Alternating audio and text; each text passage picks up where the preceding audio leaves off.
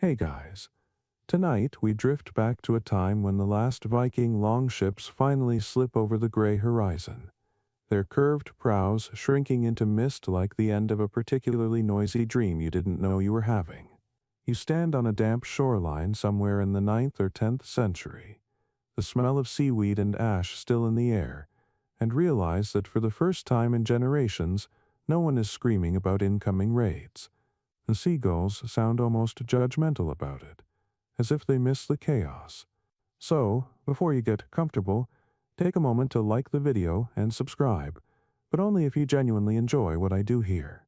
I mean, I can't force you. I'm not a Viking warlord. Oh, and I'm really curious, where are you watching from, and what time is it there? Drop your country and local time in the comments, because I love knowing just how far this sleepy little history boat has sailed. Now, dim the lights, maybe turn on a fan for that soft background hum, and let's ease into tonight's journey together. The world you step into feels half broken, half reborn. Villages huddle behind wooden palisades like startled hedgehogs, peeking out to see if the raiders are really gone this time or just pretending. You smell charred timbers and salt wind, hear children learning to laugh again without flinching at the crack of firewood, and somewhere an old priest mutters a prayer of gratitude that his manuscript survived yet another borrowing. For centuries, Viking longships had been the night's bogeymen, long shadows slicing through fog, sails like bloodied wings, warriors descending on monasteries faster than anyone could say hide the silver. Now, with the invaders gone, you'd think peace would settle in like a warm blanket.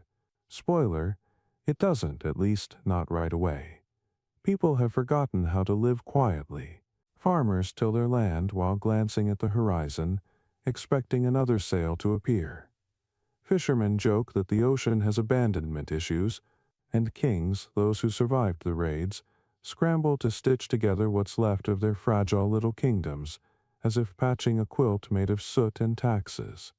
One mainstream historical fact is that by the mid-11th century, the Viking Age had truly ended, marked by events like the Battle of Stamford Bridge in 1066, when the last great Norse invasion failed spectacularly, and the raiders never quite recovered their swagger. But that end wasn't an instant curtain drop. It was more like the awkward fade-out of a bonfire when everyone's too tired to fetch more wood. The quirky part, archaeologists have found that in many English and Irish coastal towns, people continued to bury small anti-raider charms under thresholds and hearthstones for decades afterward. Bits of iron, carved runes, or even dried fish bones tied with hair, all meant to ward off ghosts of longships. Old habits die hard, especially when they occasionally involved axes. And the scholarly debate, some historians argue that the Viking invasions weren't just destructive, they actually accelerated urban development by forcing local rulers to fortify towns and centralize power. Others say that's like claiming a house fire improved your interior design.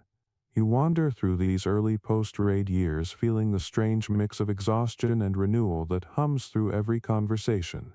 People are suspiciously friendly, like survivors at the world's longest after-party. You hear a blacksmith teaching his apprentice to forge iron nails instead of spearheads, muttering, "Peace is good for business," and a monk nearby sarcastically replying, "Until business gets taxed." There's a kind of awkward optimism in the air. People want to rebuild but don't quite trust that the world will let them. The children born now, those who never saw a longship, grow up listening to bedtime stories where the Vikings sound half like monsters, half like misunderstood neighbors with poor social skills. You stroll past a group of them reenacting raids with sticks and wooden shields, laughing, pretending to conquer the chicken coop. Their parents smile and don't stop them, because pretending to be the enemy somehow makes the fear fade. You realize that this is how recovery works, not in grand speeches or peace treaties, but in small, silly moments where life insists on continuing. The sound of hammers returns. The smell of bread replaces smoke, and someone somewhere tries to sell fermented fish as a delicacy again. You stand on that same beach as dusk falls, the tide creeping toward your boots, and for the first time in centuries, no one shouts to arms. Instead, you hear the slow rhythm of the waves, the patient breathing of a world learning how to exist without raids. It's not peace yet, it's more like intermission. But the quiet feels new, fragile, and maybe even worth defending. You wake to the soft hiss of rain sliding through broken thatch, the smell of damp ash clinging to everything, and you realize this is what rebuilding smells like.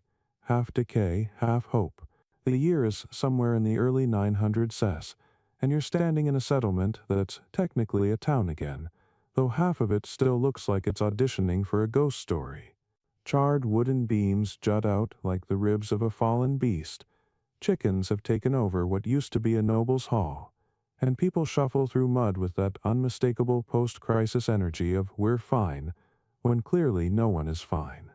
You wander through narrow lanes that smell of wet earth and something slightly burnt, watching villagers patch walls, mend fences, and debate whether rebuilding in the exact spot that got raided last year is brave, stubborn, or just statistically unwise. There's a certain humor to it. Humans are incredible at pretending we've learned lessons while literally doing the same thing again but with slightly different roofing. One mainstream historical fact is that after the Viking raids, many settlements across England, Ireland, and the Frankish territories were reconstructed directly atop their own ruins, creating the layered archaeological tells we dig up today. Tiny time capsules of repetition disguised as progress. You might think the survivors would move inland away from rivers and coasts, but no. The lure of trade, fish, and fresh gossip about taxes was too strong. You spot an elderly carpenter explaining to a wide-eyed apprentice that, sure, the Vikings might have burned the church twice, but God loves persistence, lad. It's equal parts faith and defiance, and honestly, you admire it. The quirky tidbit here is that in many places, people literally recycled Viking debris into their new lives. Axe heads reforged into plowshares, ship nails hammered into door frames, even shields used as wallboards. There are accounts from York and Dublin of homes decorated with pieces of old longships, like medieval upcycling on an emotional level. And it's not just symbolic. Locals believed those Viking materials carried a kind of protection, as if absorbing the invaders' strength could keep new ones away. Spoiler, it didn't, but the placebo effect of defiance was real enough. Meanwhile, the scholarly debate hovers like smoke. Did the invasions permanently devastate Northern Europe, or did they inadvertently force it into a kind of medieval renaissance?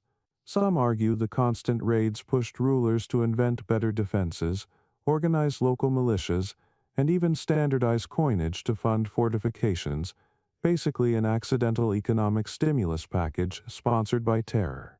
Others say that's a bit like thanking a hurricane for inspiring better umbrellas.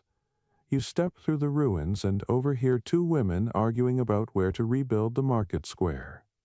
The old spot has better drainage, one says, but ghosts hate fresh dirt. The other snorts, ghosts pay no rent.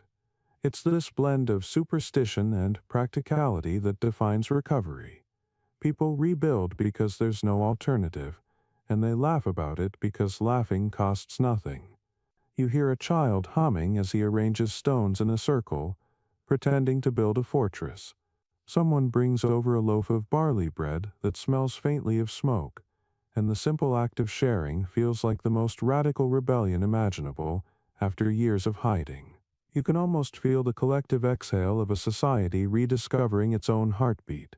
Roofs rise, animals return, and someone starts a rumor that the new well is haunted, but only by a friendly Viking who blesses the water. You suspect that's just a clever tourism campaign, but it works.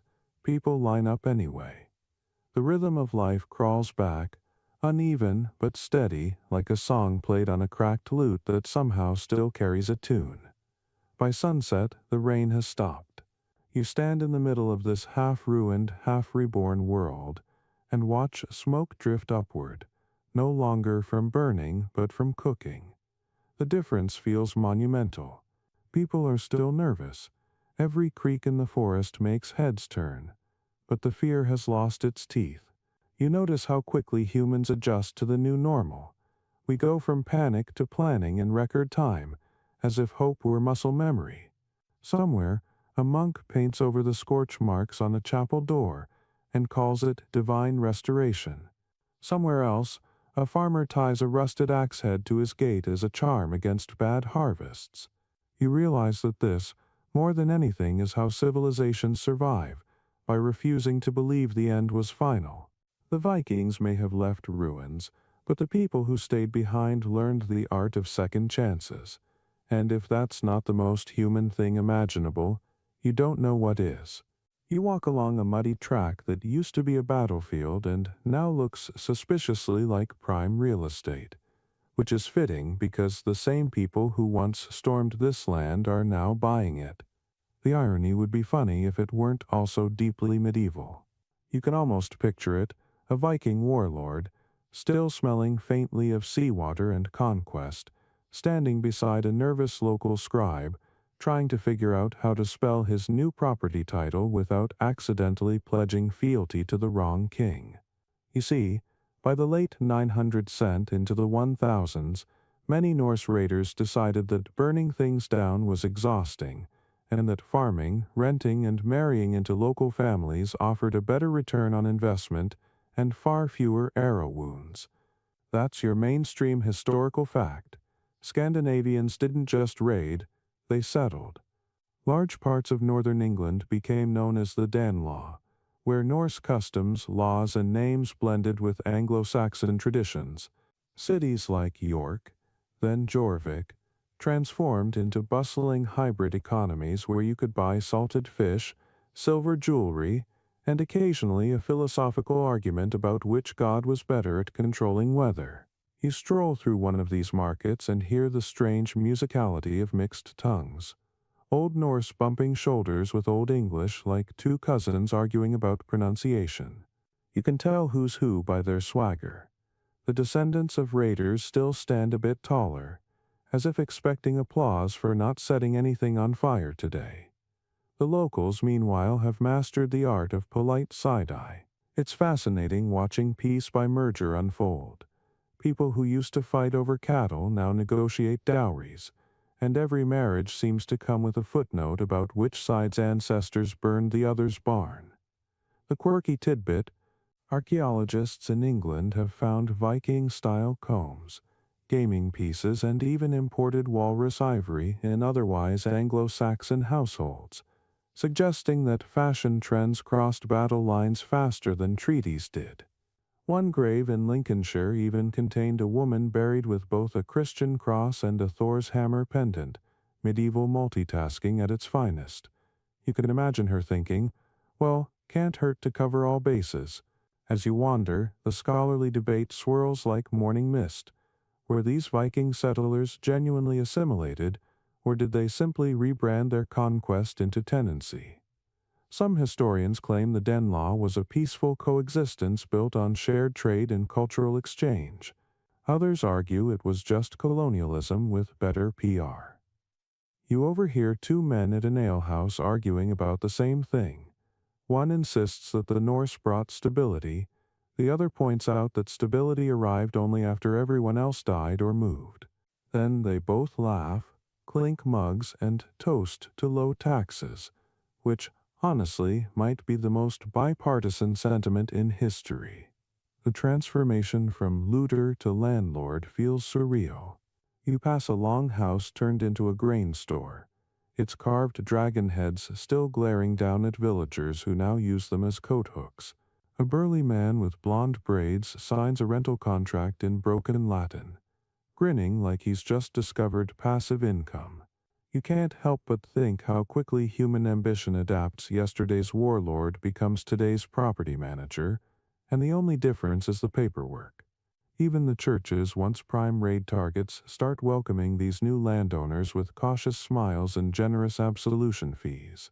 A monk you meet along the road tells you that the new converts make excellent tithers because guilt is the one universal export of religion.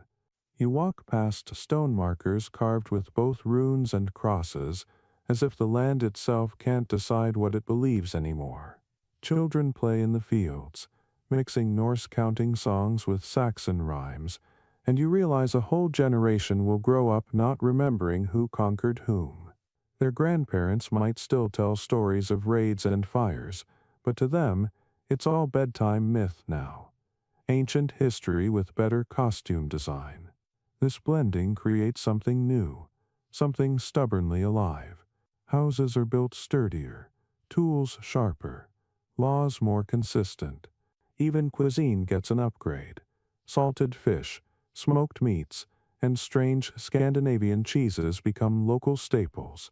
You taste one and conclude that some Viking traditions should have stayed at sea. But you can't deny it. The world is moving forward.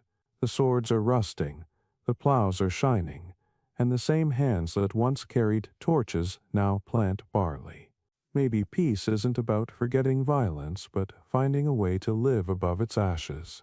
As twilight falls over the former Danelaw, you see light spilling from longhouses, laughter rolling out like a warm tide. No one's shouting about blood feuds tonight.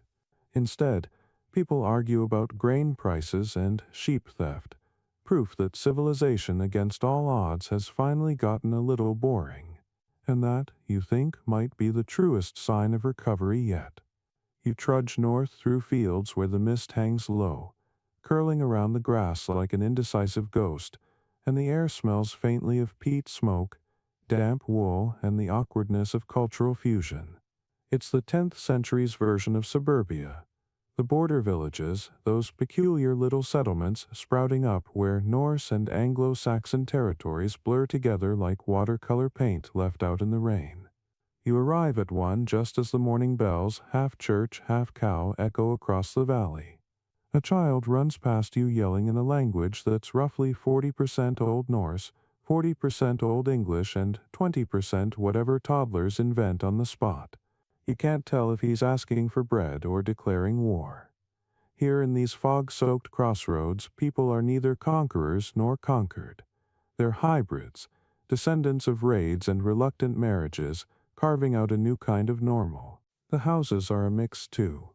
Viking-style longhouses with English-style gardens, where herbs grow next to onion patches and someone's goat has absolutely no respect for property lines. You stop to watch a group of women hanging woven cloth dyed with berries that don't belong to any single tradition, the colors as indecisive as the weather. The mainstream historical fact here is that such cultural mingling genuinely reshaped Europe's north. Linguists estimate that about 1 in 5 everyday English words today comes from Old Norse. Simple things like sky, egg, knife, and husband. So, every time you use those words, you're accidentally speaking a little Viking. The quirky tidbit, though, is that some of these border communities developed their own unique dialects, so mixed up that even neighboring villages needed translators. In one particularly infamous example near what's now Cumbria, a legal complaint from the 11th century was dismissed because no one in court could figure out exactly what the witness was saying. So much for cross-cultural communication. You wander into the village tavern, if you can call it that. It's basically a smoky hut that smells like sour ale and wet fur. And listen to a fisherman argue with a farmer over whether Odin or Christ controls the tides. The debate ends in a draw, mostly because the ale runs out. And that leads us to the scholarly debate. Did these hybrid communities create harmony through cultural blending, or did they simply smooth over deep divisions with polite small talk and shared beer? Some historians praise them as the crucibles of a more unified medieval identity. Others say they were powder kegs waiting for the next king to light. You sip something vaguely alcoholic that tastes like regret and honey, and realize they might both be right. Life here isn't peaceful. Exactly. It's balanced, like walking a plank over swamp water. Disputes are settled by whoever shouts the loudest. But festivals, oh, they've nailed that part. You see villagers dancing around a bonfire, one side singing hymns, the other chanting Old Norse verses, somehow in rhythm, and no one's sure whether this honors Thor or St. Peter, so they decide it's fine either way. You watch a blacksmith shape a horseshoe using a hammer with runic engravings, then hang it above a stable door with a cross carved into the lintel. Dual protection just in case. Children chase chickens through puddles while an old man carves stories into driftwood, his knife steady despite the tremor in his hands. He tells you, when people stop fighting, they start trading stories. That's when real peace begins. You nod, because it feels true in a way that statistics can't capture. As you stroll through the muddy lanes, you notice the rhythm of this place. It breathes differently, slower, like the world has finally found a heartbeat, not tied to conquest. You pass by couples whose faces tell whole genealogies. Hair like wheat, eyes like glaciers, laughter that sounds like two languages trying to harmonize. Even the animals have adapted. The local dogs are stockier, the cows furrier, as if evolution decided to meet everyone halfway. The food smells incredible. Barley stew simmering with wild herbs, salted fish served with thick bread that could double as a weapon. You take a bite and almost forgive history for the raids. Night falls and someone lights a lantern shaped like a ship's prow. Its warm glow spills onto the mud, transforming it into gold for a moment. You realize this is what recovery looks like. Not a grand empire rising, but tiny villages figuring out how to laugh together again. The world after the invasions isn't one of walls but of bridges. Rickety, creaky, occasionally on fire, but still standing. As you walk out of the village and glance back, you see a woman closing her door, whispering a prayer that probably combines 2 religions and 3 dialects. The sound of her voice lingers like a lullaby written by compromise itself, and for the first time in centuries, the North seems to exhale, not in fear but in something like peace. You wake to the sound of a bell ringing through fog, deep and resonant, like the earth itself has decided to start singing again. The tone is uneven, part faith, part warning, but it carries across the valley, calling farmers from their fields and dreamers from their beds. You rub your eyes and realize the bell isn't just announcing Mass, it's announcing a new era. The church is back, rising from ashes and charred beams like a stubborn phoenix with a fondness for incense. You wander toward it, past a wooden cross that's definitely been repurposed from an old ship mast, and watch a group of villagers rebuilding the abbey wall.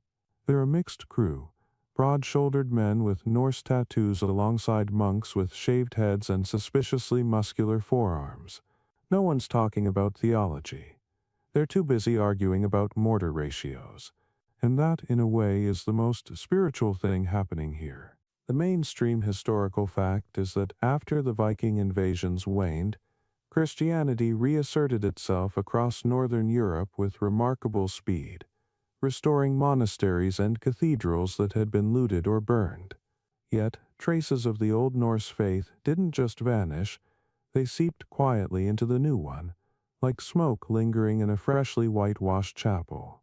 You see it everywhere, little carved runes on the undersides of pews, spiral knotwork sneaking into illuminated manuscripts, and saints whose biographies suspiciously resemble Odin or Thor with better manners.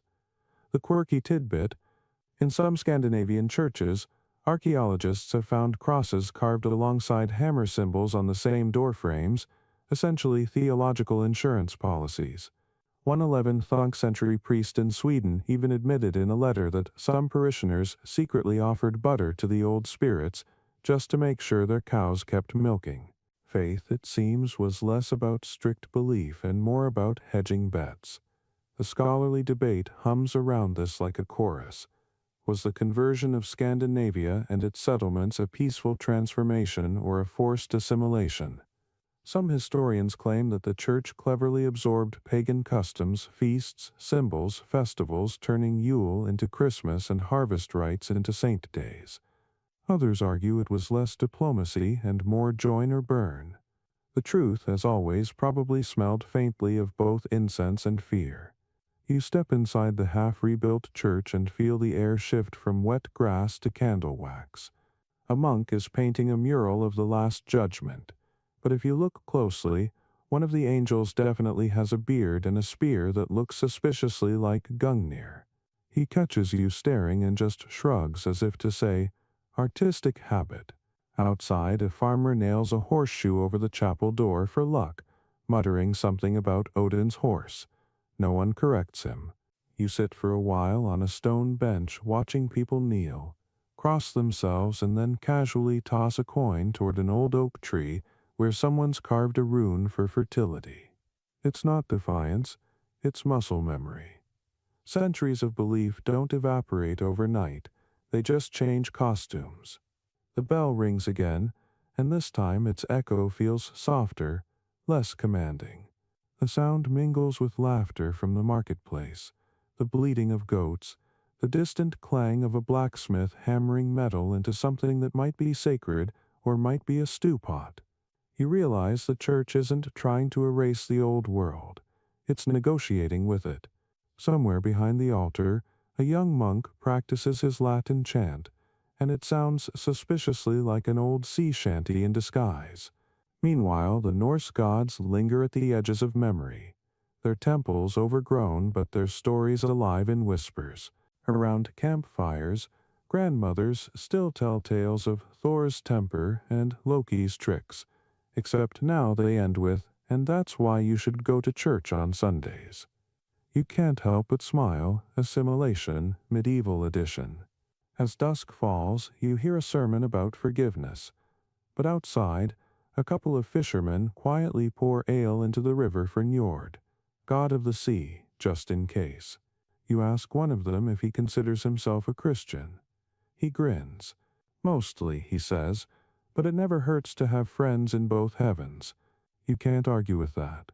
Walking back through the fields, you pass a hill dotted with little wooden crosses, each one carved differently, none identical, as if every soul buried there had its own idea of eternity. Fireflies hover like tiny halos, the bell tolls once more, and for a fleeting second you feel what the people of this time must have felt, a strange peace that comes not from certainty but from coexistence. The world after the invasions isn't divided by gods anymore, it's defined by those learning to live between them. You wake to the rattle of wagon wheels and the low murmur of haggling. No swords, no screams, just the comforting chaos of people arguing about the price of fish instead of the cost of survival. The smell hits first.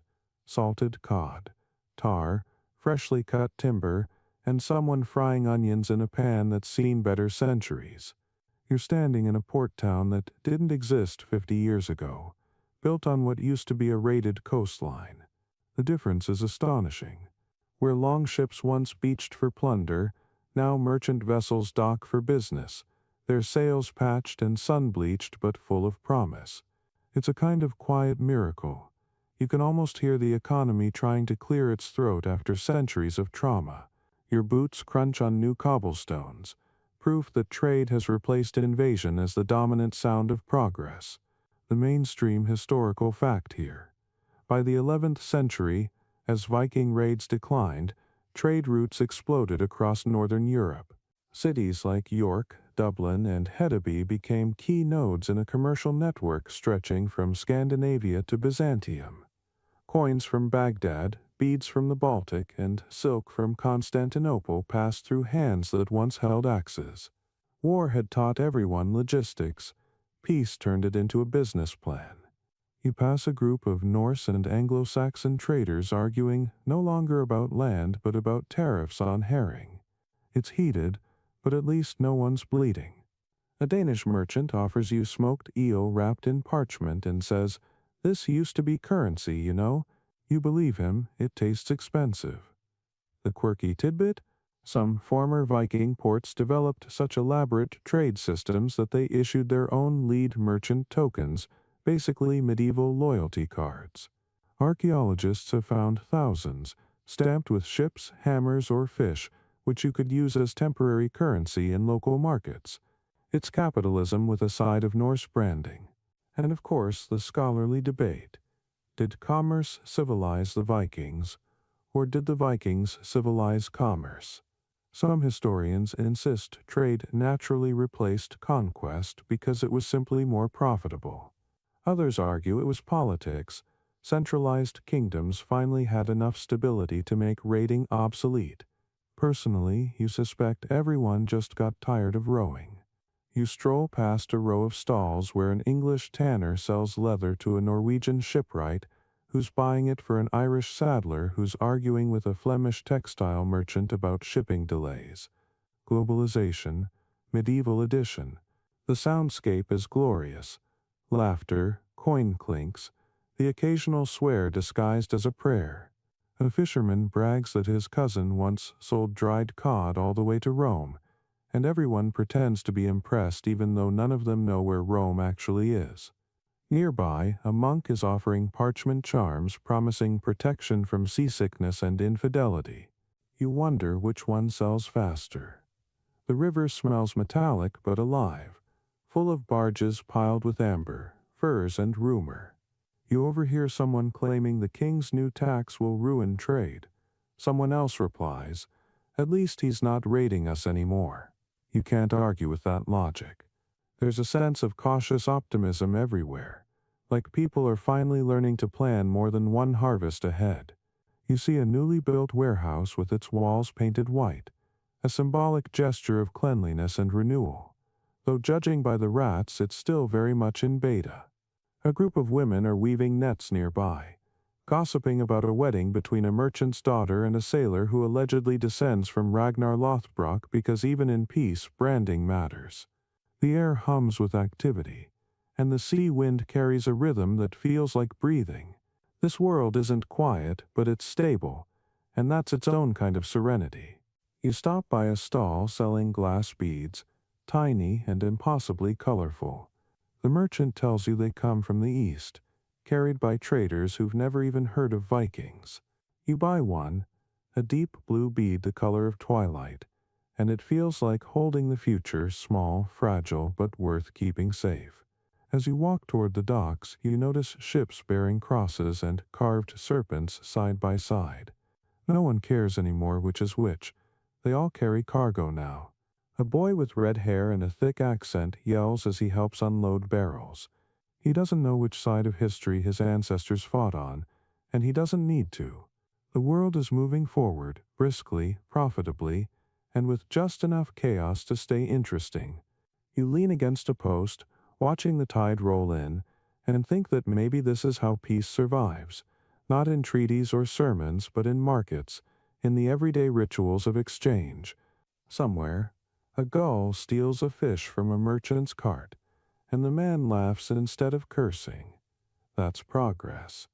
The sea, once a battlefield, now glitters with sails chasing opportunity instead of vengeance. And for the first time in centuries, the wind smells like trade, not terror. You wake to the metallic clink of chainmail, not the frantic, heart-pounding kind that used to mean incoming raiders, but the measured, rhythmic sound of soldiers drilling in formation. It's morning in a world that's somehow both more peaceful and more militarized. You're standing near the training grounds of what used to be a fortified town and is now a royal garrison, and the soldiers in front of you are something new, professional fighters born in the aftermath of the Viking invasions, trained not to raid but to serve. Gone are the unpredictable bands of bearded men with boats and bad attitudes. These warriors wear uniforms, follow orders, and occasionally even file paperwork. You can tell they miss the chaos, though. One is sharpening his sword while muttering, "Doesn't feel right not stealing the sheep after." The mainstream historical fact here is that by the 11th and 12th centuries, the professionalization of warfare had begun in earnest across Europe. The Viking invasions had forced local rulers to fortify, organize, and maintain permanent military forces rather than rely on hastily assembled militias. The result? Knights, huscarls, and household troops, men whose entire identity now revolved around discipline instead of plunder. The transformation is striking. What used to be spontaneous violence is now a business model, complete with salaries, armor upgrades, and retirement plans that mostly consist of "don't die." You wander past the smithy where sparks fly like fireflies as an armorer hammers out a breastplate embossed with both a Christian cross and faint runic motifs, a blend of faith and fashion. A commander nearby barks orders, his accent a melodic mix of Norse vowels and English consonants. It's strange to hear a language born of war now used to maintain order. The quirky tidbit: archaeologists found that some Anglo-Norse mercenaries in this era actually carried coins sewn into their tunics, not for bribery, but as makeshift armor against slashes.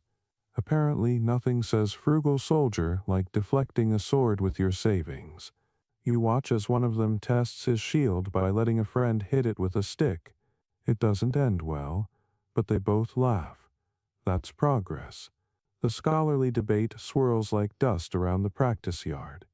Did this new militarization bring stability or simply pave the way for endless feudal conflict? Some historians argue that standing armies kept order and discouraged random raiding. Others say they just professionalized violence, turning chaos into bureaucracy. You're not sure which side is right, but watching a soldier fill out a damage report for a broken spear feels suspiciously like the birth of middle management. You walk down the line, observing as these warriors train under banners stitched with lions, crosses, and the occasional serpent symbols meant to intimidate enemies and remind everyone who signs the paychecks. The instructors are brutal but meticulous, barking drills about discipline, faith, and posture. You overhear one say, "A good knight doesn't plunder, he petitions." The recruit next to him blinks in confusion but nods anyway. Even the weapons have evolved. Swords are longer, spears more balanced. Helmets now have nose guards because, well, everyone finally agreed noses were worth protecting. You catch sight of a mounted patrol riding by, horses gleaming, armor polished to a mirror finish, and it's hard not to admire how warfare has gone from screaming chaos to choreographed theater. A priest blesses their journey with a bucket of holy water that may or may not just be repurposed ale, and everyone pretends not to notice. You strike up a conversation with a grizzled veteran who fought in the last real Viking raid decades ago. His beard is mostly gray, his humor still sharp. Back then, he says, you fought for what you could carry. Now you fight for who can spell your name right on the payroll. You laugh, but there's melancholy in his voice. The world has changed. Warriors now fight for kings they'll never meet, in battles they barely understand, for causes written in languages only scribes can read. Yet they keep training because it's what they know. It's how they remember their fathers and forget their fears. As twilight spreads, you sit beside the campfire with them, sharing a meal of salted pork and bitter ale that tastes like ambition. The conversation drifts between jokes and philosophy. Someone asks whether heaven has different halls for raiders and soldiers, and another replies, depends who's running the gates that day. Laughter ripples through the camp, tired but sincere. You notice that despite all the structure, these men still carry fragments of the old wildness. The same glint in the eye that once burned villages now burns for glory. Loyalty, or maybe just survival. The difference is that now someone's keeping the receipts. As you leave the camp, the sound of clashing steel fades behind you, replaced by the steady toll of a church bell. Peace and war have learned to coexist, uneasily but effectively, and you can't help but think the world has traded spontaneity for security. Somewhere out there, a young knight gazes at the stars, dreaming of heroism in an age that's slowly discovering paperwork. You smile. Progress always comes with a side of irony. You wake to the soft creak of a loom and the faint rhythm of waves beyond the window, realizing that while men wrote the sagas and carved their names into runestones, the real story of survival was being woven, quite literally, in rooms like this. The air smells of wool, salt, and honeyed porridge cooling on a wooden tray. You're in a modest home along the North Sea coast, where the women who kept civilization running after the Viking invasions go mostly unmentioned in chronicles but never unnoticed in reality. A flaxen-haired woman hums as she threads her shuttle, her sleeves rolled up, hands steady with the same precision a warrior might use to sharpen a blade. This, you realize, is the quieter side of conquest, the aftermath that looks less like battle and more like endurance.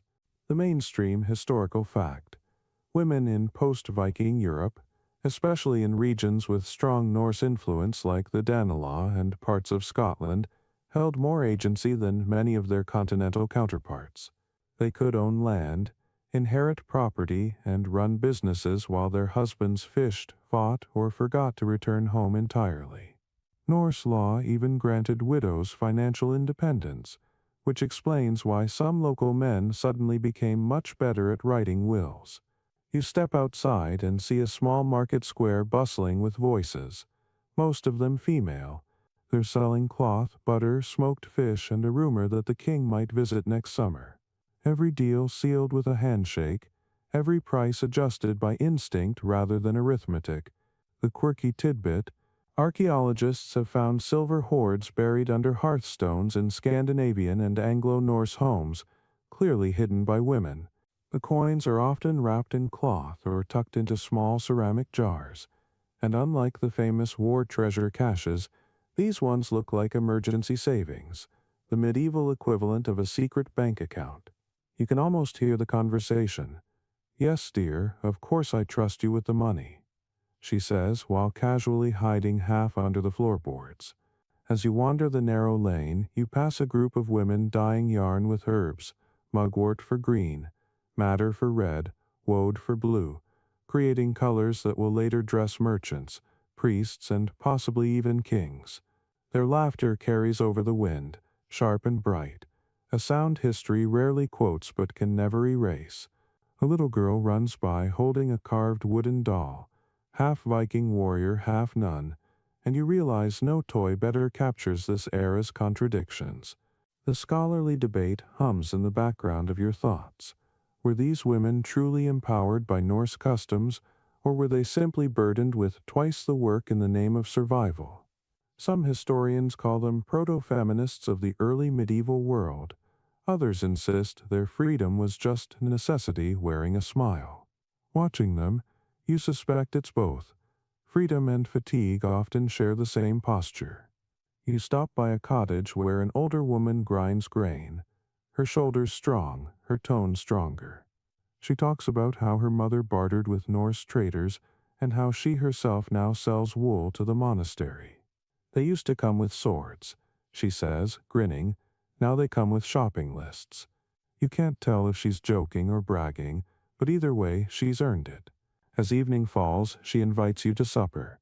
A stew thick with barley, onions, and a few unidentifiable root vegetables that taste better than they look.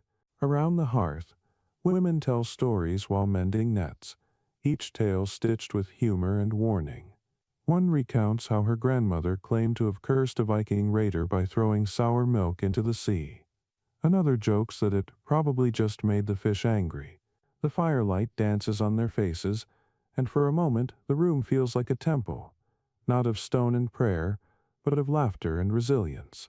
You notice small details: a cross hanging beside a Thor's hammer pendant, a baby's cradle carved from driftwood, a spinning wheel humming like a lullaby. These are the relics of an age that refused to choose between past and present. It simply learned to hold both. Before you leave, one of the women presses a woven bracelet into your hand.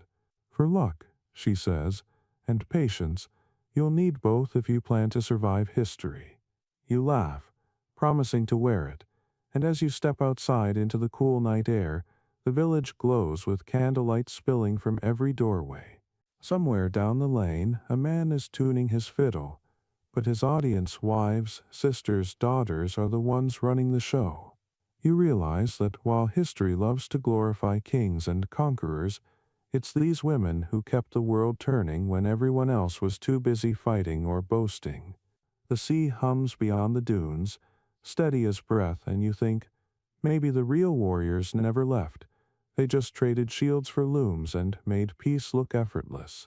You wake to the scent of honey and wood smoke drifting through an open window, And somewhere in the distance, someone is laughing.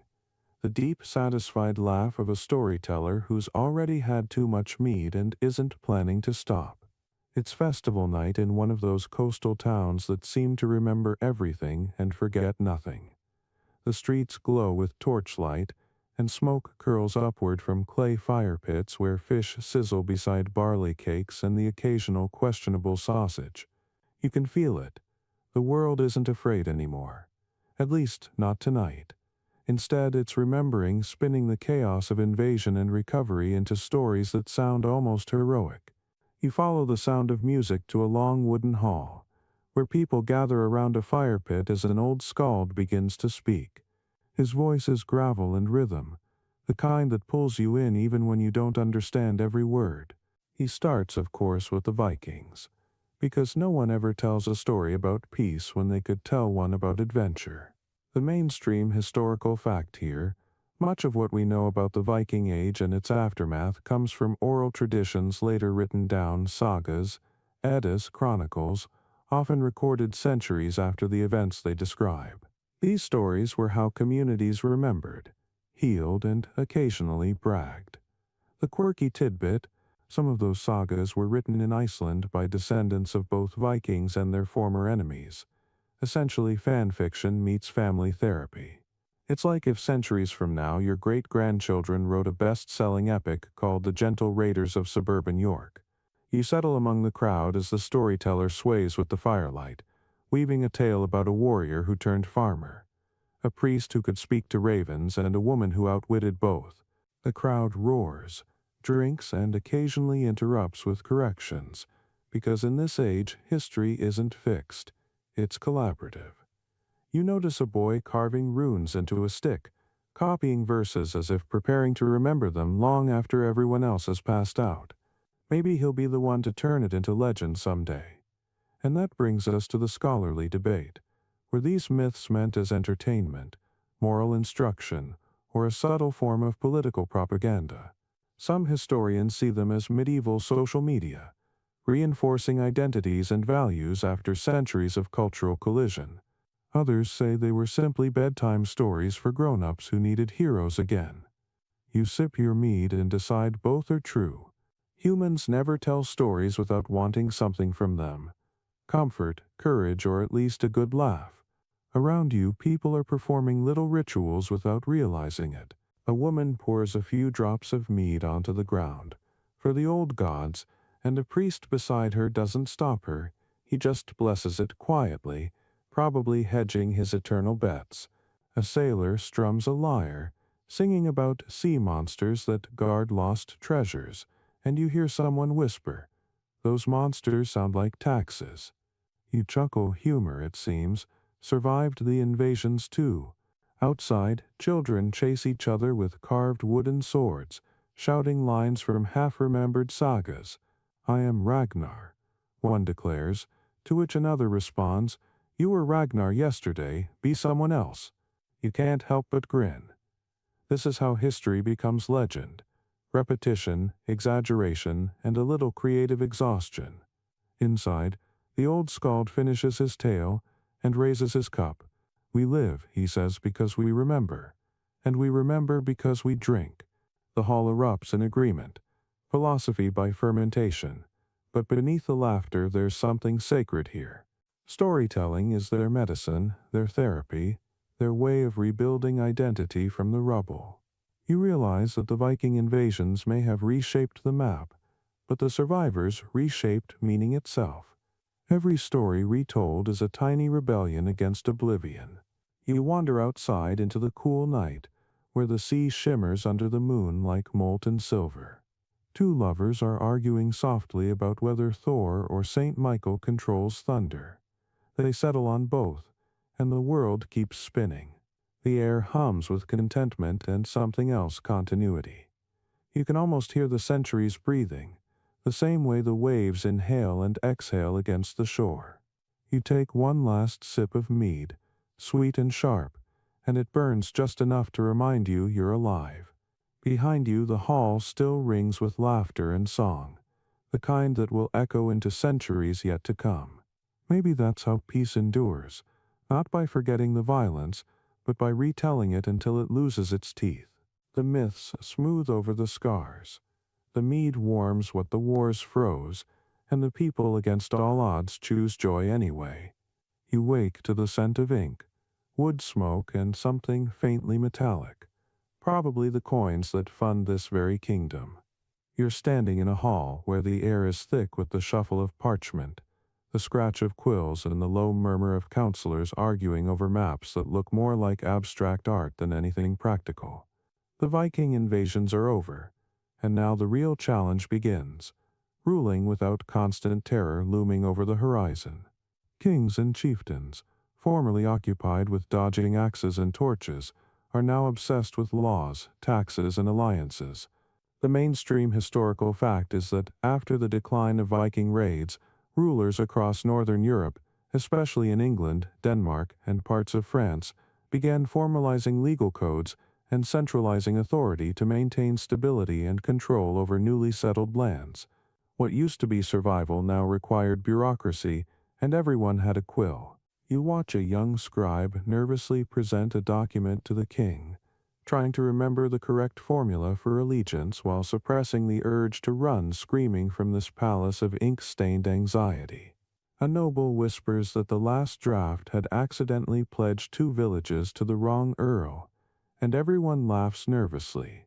Power in medieval courts clearly required a sense of humor. The quirky tidbit: some kings would commission ceremonial crowns made of paper, tin, or even baked clay for temporary celebrations or to settle disputes among rival heirs. Archaeologists have found evidence that these lightweight crowns were often ceremonially cursed or anointed with oils, presumably to keep ambitious cousins from taking them too seriously. The scholarly debate: did these councils and codified laws genuinely improve governance, or were they just a more sophisticated way of controlling people who had already learned to hide in the forests during raids? Historians argue both sides, and in practice the answer probably depends on whether you were a king or a peasant. You watch courtiers negotiate over borders, arguing about rivers, forests, and who gets to collect what taxes. It's a game of patience, logic, and occasionally passive aggression delivered with a bow. A cleric points out a flaw in the tax schedule, and the king sighs, rubbing his temples in a gesture that feels centuries ahead of his time, recognizable as universal frustration. Outside the hall you glimpse peasants carrying baskets of grain for the royal storehouse, grumbling under their breath but secretly impressed by the new order. No raiders have come in weeks, which counts as a victory in any age. Meanwhile, knights ride past the castle gates, half practicing drills and half showing off armor polished enough to reflect sunlight into a neighboring lord's eyes, a subtle reminder that even peace requires a hint of intimidation. You notice women of the court quietly overseeing transactions, delivering messages, and managing estates while remaining officially invisible on any record, a pattern that repeats from households to palaces across the north. Some scholars argue these women were the true power brokers, wielding influence behind the scenes, while men signed papers and argued loudly. Others insist the system was still fundamentally patriarchal, leaving women little formal authority. You take a deep breath and decide both can be true. A herald enters, blowing a trumpet to announce a meeting with a neighboring king, and you feel the tension of diplomacy crackling in the air. Every handshake, every smile, every ceremonial bow is a small gamble, because trust is a commodity just as rare as silver and just as easy to hoard. You linger near the window, watching villagers below carry bundles of firewood and livestock, and realize that the survival of kingdoms now depends on cooperation, paperwork, and the occasional carefully placed bribe. The Viking raids may have taught rulers that life is fragile, but the aftermath is teaching them that power is complicated. You overhear a debate over forest rights, where one lord insists the trees belong to his lineage, while another argues they've always belonged to the people. You can't decide who's right, but it seems the argument itself matters more than the answer. Coins clink, quills scratch, and someone shouts about a disputed river crossing that could destabilize an entire county. You smile, Civilization may not be perfect, but at least it's lively. As night falls, torches flicker against stone walls, casting shadows that look like warriors frozen in argument. Outside, a bard begins to play, blending the somber tones of recent memory with notes of hope and persistence. You watch it all and think, perhaps kings and councils, paper crowns and inked laws are just another form of storytelling. Stories written in gold, blood, and bureaucracy meant to keep chaos at bay. Somewhere, a child in the village below draws a crude crown on the ground with a stick, imagining himself ruler of the world.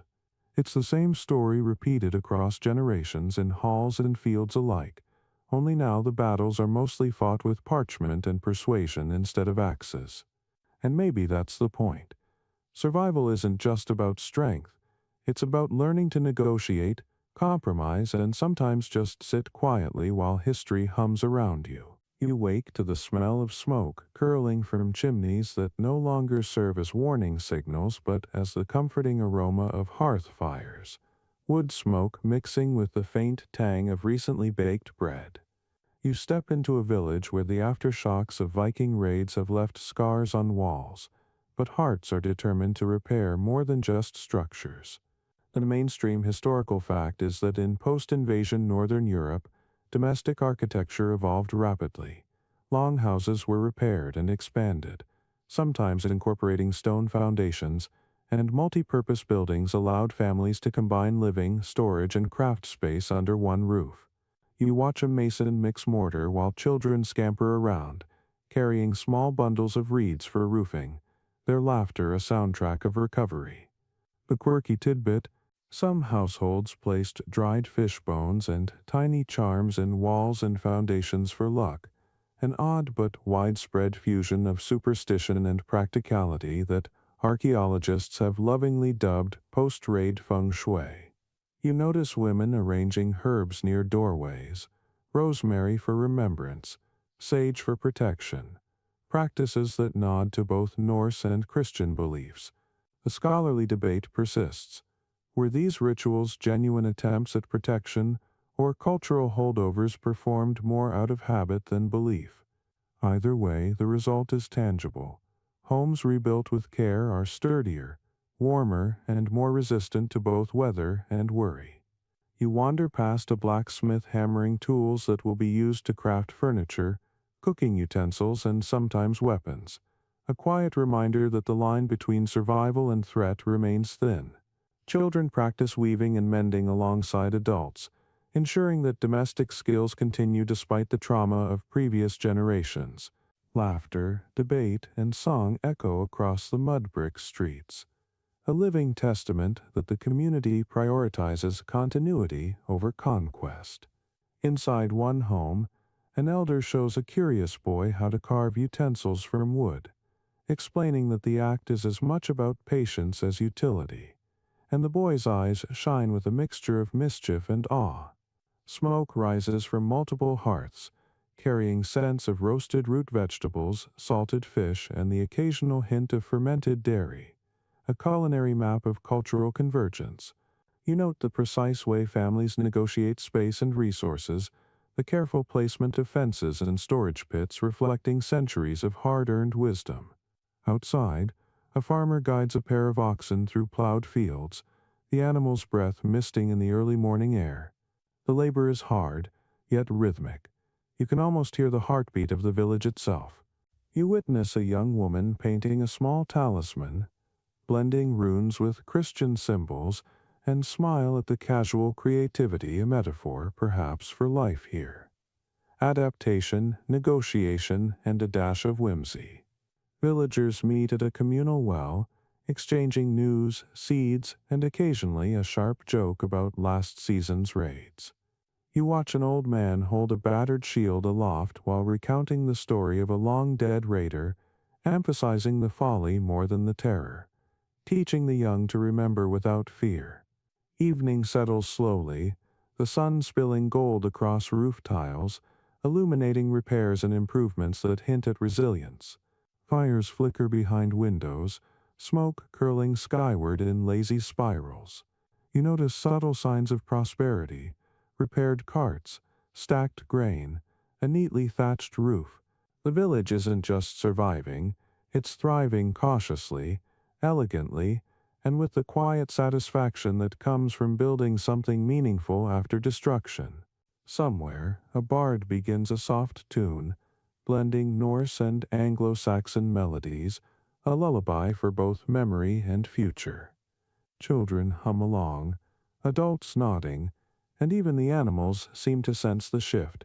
Peace, hard-earned and tentative, has returned to the hearth and home.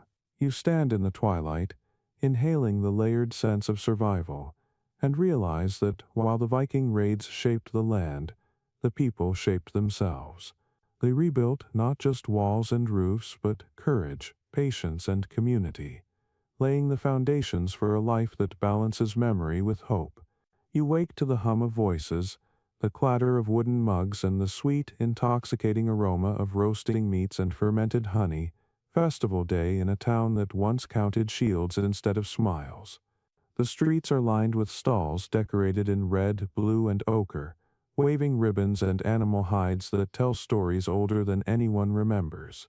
Children dart between legs and barrels, squealing with the kind of reckless joy that only comes after a society has survived chaos. The mainstream historical fact: post-Viking communities revived seasonal festivals, often blending pre-Christian Norse celebrations with Christian feasts, creating hybrid events that honored both gods and saints. You watch a group of villagers performing a dance that looks part ritual, part competitive elbowing, trying to keep in time while the fiddler plays a wild, uneven tune. The quirky tidbit: some towns held mock raids during festivals, playful reenactments of Viking attacks with wooden swords and harmless pranks, designed to remind the younger generation of history without terrorizing them. You chuckle as a boy swings a stick at his sister, who retaliates with a bucket of water, and the crowd cheers. A scholarly debate lingers. Did these festivals preserve cultural memory, or were they simply a form of controlled trauma processing? Some historians suggest they were educational, teaching survival stories in digestible, humorous doses. Others argue that repetition risked glorifying the violence that once devastated communities. You notice the smell of spiced meat and roasted root vegetables mingling with hay and smoke, and for a moment, all the tensions of the past seem to dissolve. Merchants sell amber beads, carved bone trinkets, and salted fish, while minstrels perform songs that blend Old Norse legends with Christian morality tales. You hear one of them singing about a heroic sailor who cleverly avoided a raid by offering the invaders a particularly smelly goat. Everyone laughs, including the elders who remember similar real-life incidents, perhaps embellishing them with time. Children crowd around a storyteller who alternates between history and slapstick, recounting how a local woman once tricked a raider into leaving the village alone by claiming the fields were cursed. Someone in the audience whispers, "Cursed enough to make him sneeze for a week," eliciting snorts of approval. Outside, farmers demonstrate sheep herding and craft making, turning practical skills into public spectacle. You smell leather, wool, and smoke mingling as townsfolk compete in mock archery and axe throwing, their expressions serious but playful. In a corner, a priest blesses offerings for both the church and the old gods, carefully ignoring the occasional skeptical glance of a monk who prefers purely Christian rituals. The atmosphere is thick with irony, memory, and celebration. You wander among the festival goers, noting how tension from the past has transformed into communal storytelling and humor, a social alchemy turning trauma into entertainment. Someone hands you a cup of ale, too sweet and strong for comfort, but you drink it anyway because participation is as much survival as celebration. Music swells, feet stomp, and laughter echoes off the half-rebuilt walls. You can almost feel the centuries of fear being exorcised in song and dance. As twilight falls, torches flicker along the streets, casting shadows that intertwine the present with memories of raids, fire, and flight.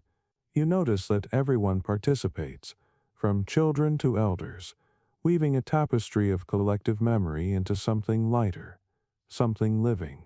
Somewhere, a young couple hides behind a haystack to kiss, their laughter mingling with the bard's songs, a tiny rebellion against history's heavier hand. You pause to watch a group of women tossing herbs into the air, chanting both blessings and warnings, and realize these festivals are more than fun. They're rehearsal for life itself, cooperation, resilience, and the joy of surviving.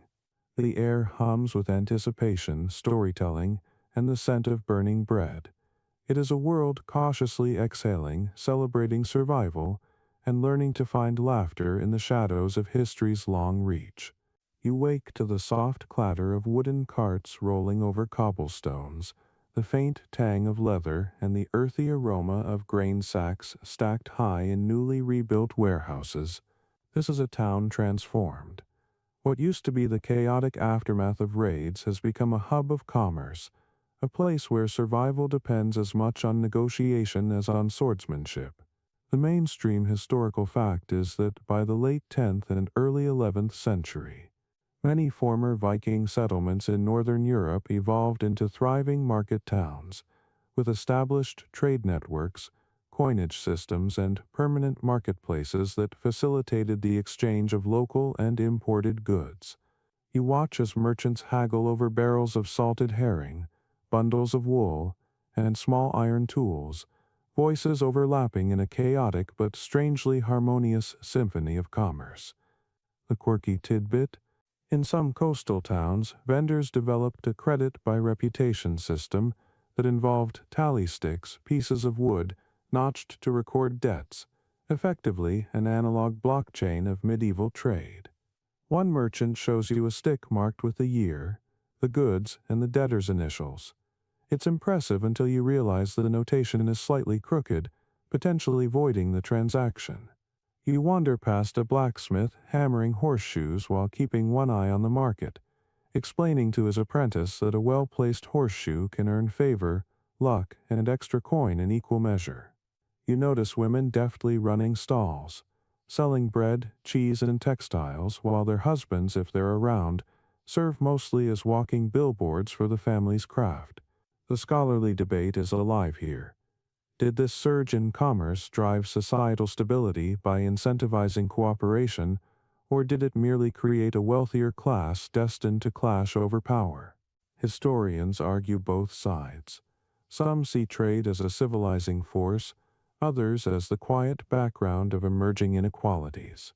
You stroll past a fishmonger loudly proclaiming the quality of his salted cod, a former raider now turned entrepreneur, smiling as children scamper past, pretending to be pirates as they dodge baskets of onions. Outside the marketplace, craftsmen demonstrate their skills, carpenters whittling new tools, potters spinning clay into vessels both functional and decorative, and weavers transforming raw wool into colorful cloth. The village hums with energy and purpose, the rhythm of labor intertwined with laughter, song, and occasional debate over proper weaving patterns.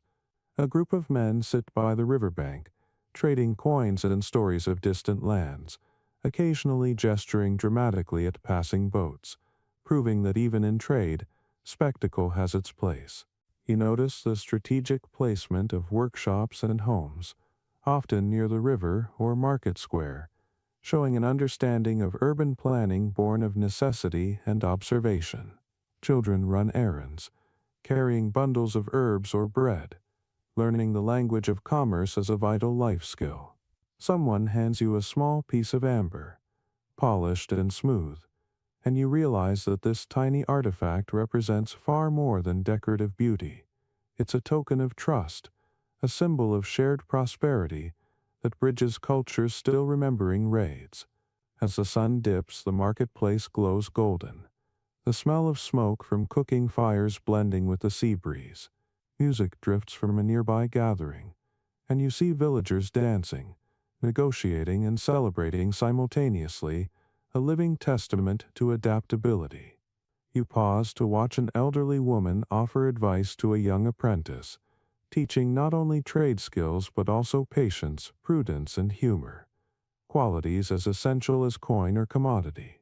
Somewhere, a bard whispers tales of past invasions into a melody that dances across the stalls, reminding listeners that while swords once decided fates, today it's cleverness, courage, and community that keep them alive. You breathe in the mingling scents, sounds, and energy, realizing that commerce has become more than survival, it's the social glue of post-invasion life, binding together warriors, women, children, and elders into a town that feels alive, confident, and resilient. The sun sets, shadows stretch across the cobblestones, and for the first time in centuries, trade and the quiet rhythms of everyday life feels like the strongest shield of all. You wake to the scent of parchment, ink, and beeswax candles melting lazily in the early morning light. The sound of quills scratching across vellum reaches your ears from a small schoolhouse tucked between timbered houses, where children, monks, and even a few adults gather to reclaim knowledge that had once been scattered or burned in the chaos of Viking raids. The mainstream historical fact. After the Viking invasions, monasteries and cathedral schools played a crucial role in preserving and disseminating literacy, mathematics, and religious instruction, forming the backbone of early medieval education in Northern Europe. You watch a monk patiently guiding a boy through the letters of the Latin alphabet, correcting his shaky strokes, while another child copies down simple prayers with surprising diligence. The quirky tidbit: some teachers secretly incorporated Norse runes alongside Latin letters, not as rebellion, but as a mnemonic device helping children who spoke hybrid dialects bridge two languages simultaneously. You grin at the mental gymnastics involved and wonder if the kids ever get confused, chanting Ave Maria while tracing a rune for Thor. The scholarly debate lingers. Was this preservation of learning primarily spiritual, practical, or both? Some argue monasteries sought to maintain ecclesiastical authority and continuity of knowledge. Others contend that they served as social stabilizers, ensuring that communities could adapt to shifting political and economic landscapes. You stroll past a scriptorium where illuminators are painting intricate patterns along manuscript margins, some featuring tiny dragons or stylized longships, a nod to the cultural memory of raids while transforming it into art. A teacher whispers to a student about the mystery of the tides, and the best way to predict them, blending observational science with myth in a way that would make modern educators weep with envy or confusion. Outside, young women gather herbs for medicine and dye, learning to combine empirical knowledge with centuries of anecdote. Someone hands you a small piece of bark with medicinal instructions scribbled in runic shorthand and Latin half prescription, half puzzle. You wander into the courtyard, where children practice reading aloud while older apprentices correct grammar, all under the watchful eye of a master who occasionally mutters about the dangers of too much imagination, which seems paradoxical in a place built on curiosity. The air smells faintly of chalk dust, wet wool, and soot from hearths that also cook breakfast. Learning here is sensory, physical, and communal. A boy drops his quill and quickly retrieves it, mumbling a prayer to Saint Olaf while glancing at a miniature Thor hammer carved into his desk. A perfect blend of fear, respect, and whimsy. You laugh quietly, realizing that education in this era is less about obedience and more about resilience, teaching young minds to navigate a world that has been violent, unpredictable, and now cautiously hopeful. You step outside as the morning sun cuts through mist, casting long shadows across the courtyard, and watch as students fetch water, grind grain, and prepare ink, while debating everything from geometry to proper verse composition. Somewhere, a minstrel plays a tune about clever raiders who learned too late that brains sometimes outshine brawn, and children hum along without knowing they are absorbing both history and strategy. The village itself feels alive with knowledge. Scribes document property, merchants calculate trade, and mothers teach household wisdom alongside arithmetic, weaving literacy into the fabric of daily survival. As the sun climbs higher, the hum of learning mingles with the smells, sounds, and laughter of a town committed to rebuilding not only walls but minds. You realize that the quiet return of education is its own form of defense against ignorance, against chaos, and against the fear that the world might forget. In the midst of laughter, ink, and careful instruction, life asserts itself, showing that the legacy of raids isn't just destruction, it's the spark that ignites adaptation, ingenuity, and memory, ensuring that the world doesn't just endure, but begins to understand itself again. You wake to the scent of herbs, iron, and the faint tang of blood. Not the kind that screams terror, but the kind that marks the ongoing labor of survival. In a small cottage at the edge of the village, women and men tend to the sick, mending broken limbs, sewing torn garments, and quietly exchanging knowledge that never made it into official records. The mainstream historical fact: in post-Viking Europe, medical practices were largely domestic and community-based, with women often serving as midwives, herbalists, and caregivers, passing practical knowledge from generation to generation. You watch an elderly healer crush leaves into a paste, murmuring instructions to a young apprentice who carefully applies it to a scraped knee, the girl's hands shaking with concentration and awe. The quirky tidbit: some remedies included bizarre but surprisingly effective ingredients, like crocodile dung for infections or beetles for wound cleaning. A combination of superstition, trial and error, and early chemistry. You wrinkle your nose but suppress laughter. After all, it worked, or at least didn't make things worse. The scholarly debate hums softly. Was medieval medicine primarily pragmatic or symbolic? Some historians argue that the use of charms, rituals, and odd concoctions reflects spiritual and psychological needs rather than pure efficacy, while others point to surprisingly sophisticated treatments that show observation and experimentation. You notice the mixture of both in every gesture. The healer applies her poultice while reciting a prayer, blending faith with practical knowledge. Outside, children watch curiously, learning more from observation than instruction, absorbing the rhythms of care as naturally as they learn to weave or till soil. A mother gently rebukes a boy for picking herbs without washing them first, and he grumbles but clearly understands that attention to detail could mean the difference between comfort and infection. You wander to a nearby apothecary's stall where dried roots, pressed flowers, and powdered minerals are labeled in both runes and Latin, a nod to the dual heritage of these borderlands.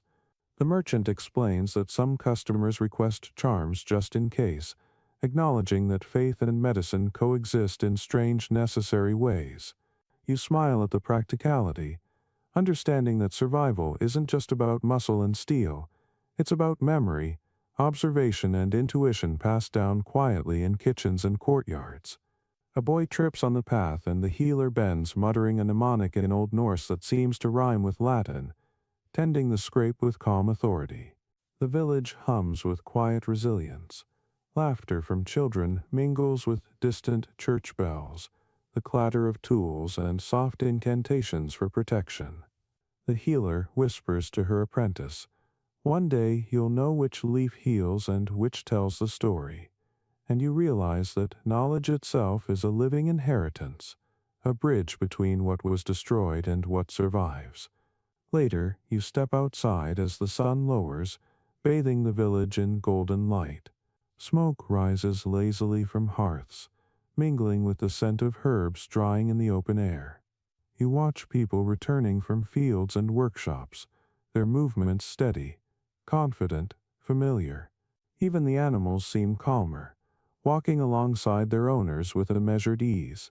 Somewhere, a woman stitches a cloak while telling a tale of past raids, laughing at the absurdity of some memories, grimacing at others. And yet the community thrives, balancing history, myth, and practicality with a delicate, almost imperceptible skill. You breathe in the mingling scents of soil, wood, and herbs, and realize that the survival of a people isn't just in the walls they build or the swords they wield, it's in the knowledge they share, the hands that heal, and the stories whispered across generations. In the quiet evening, with smoke curling skyward and children playing near the riverbank, You feel the pulse of resilience, a rhythm that survived raids, adapted to peace, and continues to shape life one careful, deliberate act at a time. You wake to the murmur of water against stone and the distant clip-clop of hooves on packed earth, realizing that after the chaos of Viking raids, connectivity has become the backbone of survival. Villages are no longer isolated. Roads, rivers, and rudimentary bridges allow news, goods, and travelers to flow, stitching fractured communities into a fragile network of awareness. The mainstream historical fact. In the aftermath of the Viking Age, infrastructure, especially roads and navigable waterways, was increasingly maintained to facilitate trade, military movement, and communication between settlements. You walk along a muddy path where travelers carry goods and messages, noticing that each wagon is laden with produce, crafts, and sometimes scraps of news from distant lands. The quirky tidbit: couriers often used pigeons trained to return home with letters tied to their legs, a medieval postal system that sometimes failed spectacularly when the pigeons decided to nest in someone else's barn. You chuckle at the thought of royal decrees delayed by confused birds. The scholarly debate persists. Did improved transport primarily serve economic development, or was it a subtle form of control, allowing rulers to monitor their territories more effectively? Some argue that trade and information flow stabilized post-raid societies. Others suggest surveillance and taxation were the real drivers. You pause at a ford where a ferryman charges a small toll, exchanging not just passage but tidbits of intelligence, gossip, and rumors. A primitive news network blending commerce with information. Children chase each other along the banks, tossing sticks and imitating messengers, learning by play the rhythm of movement that binds their world together. You notice women using the river for washing, irrigation, and occasionally secret communication, slipping notes into bottles that drift downstream. A playful nod to espionage that both amuses and educates. Market towns pulse along these routes. Goods arrive from ports, forests, and distant inland regions, creating a symphony of smells, sounds, and color.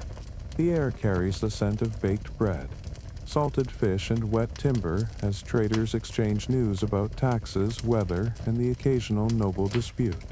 A young boy runs by, holding a scrap of parchment with a drawing of a ship and a series of arrows. A crude map, but valuable in teaching navigation and orientation. Outside the main road, a woman tends her garden, sending excess produce with a traveling merchant to another village, subtly weaving economic networks through daily labor. The scholarly debate resonates again.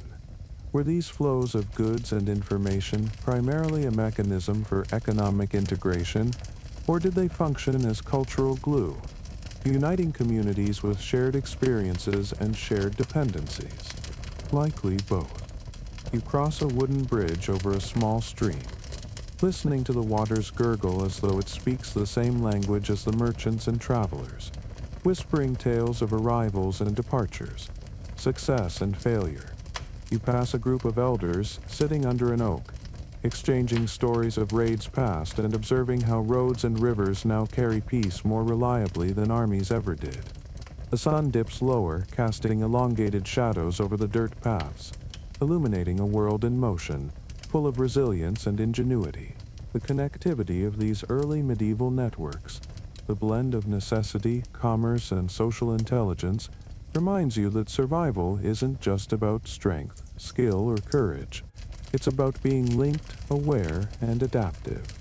Travelers, villagers, and merchants alike carry the pulse of information, weaving communities back together, stitch by careful stitch.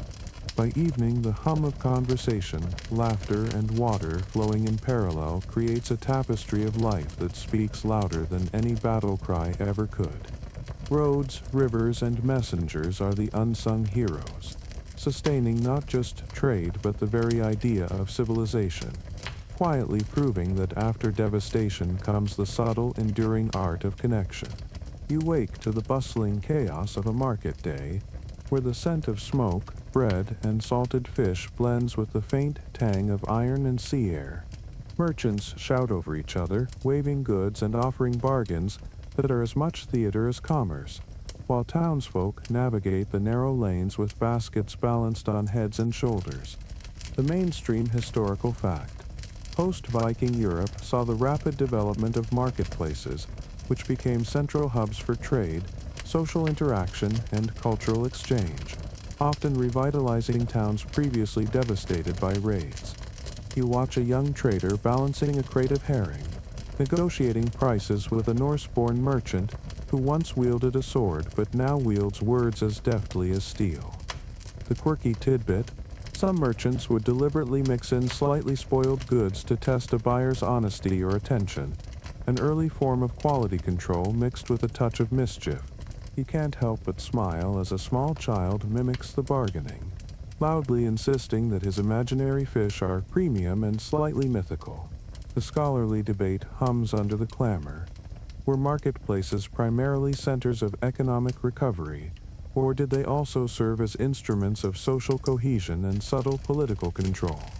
Evidence suggests both. Commerce revived livelihoods while reinforcing communal norms and hierarchies. You wander past a blacksmith displaying tools and trinkets, half of which have symbolic carvings blending Norse and Christian motifs, a testament to the interwoven cultures in these hybrid settlements. Nearby, women negotiate for cloth, spices, and preserved fish, demonstrating a savvy that often surpasses the men's more literal strategies. A scribe sits by a stall, noting transactions and disputes, the early equivalent of municipal record-keeping, while a merchant waves him off with a grin, saying, "We trust the gods of ink more than the kings of coins." Laughter bubbles across the square as someone trips over a basket of onions, and the vendor laughs harder than anyone else, muttering, "One onion down, many fortunes preserved." Children chase each other with wooden swords, reenacting imagined raids that ended decades ago but linger in story and game. The smells of roasting meats mingle with the sharp tang of iron and tar from the river port, and you notice the rhythm: shouting, laughter, negotiation, pause, repeat. A cycle of vitality after destruction.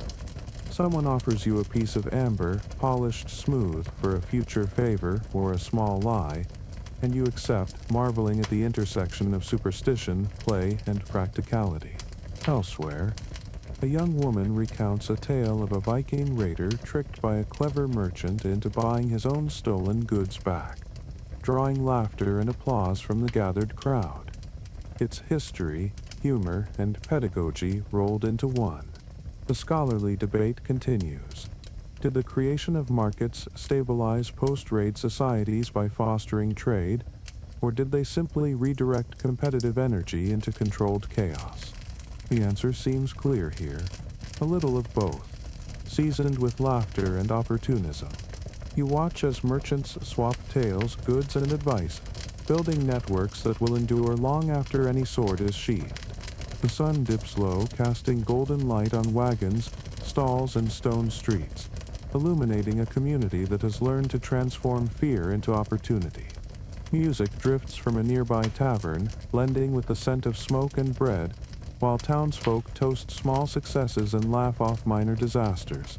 The market hums like a living organism, thriving in rhythm with human ingenuity, memory, and resilience. You breathe it all in, understanding that in these narrow streets and bustling squares, survival has evolved from mere endurance into clever communal enterprise. Here, after devastation, life pulses with energy, and commerce is as much about connection, storytelling, and shared culture as it is about coin.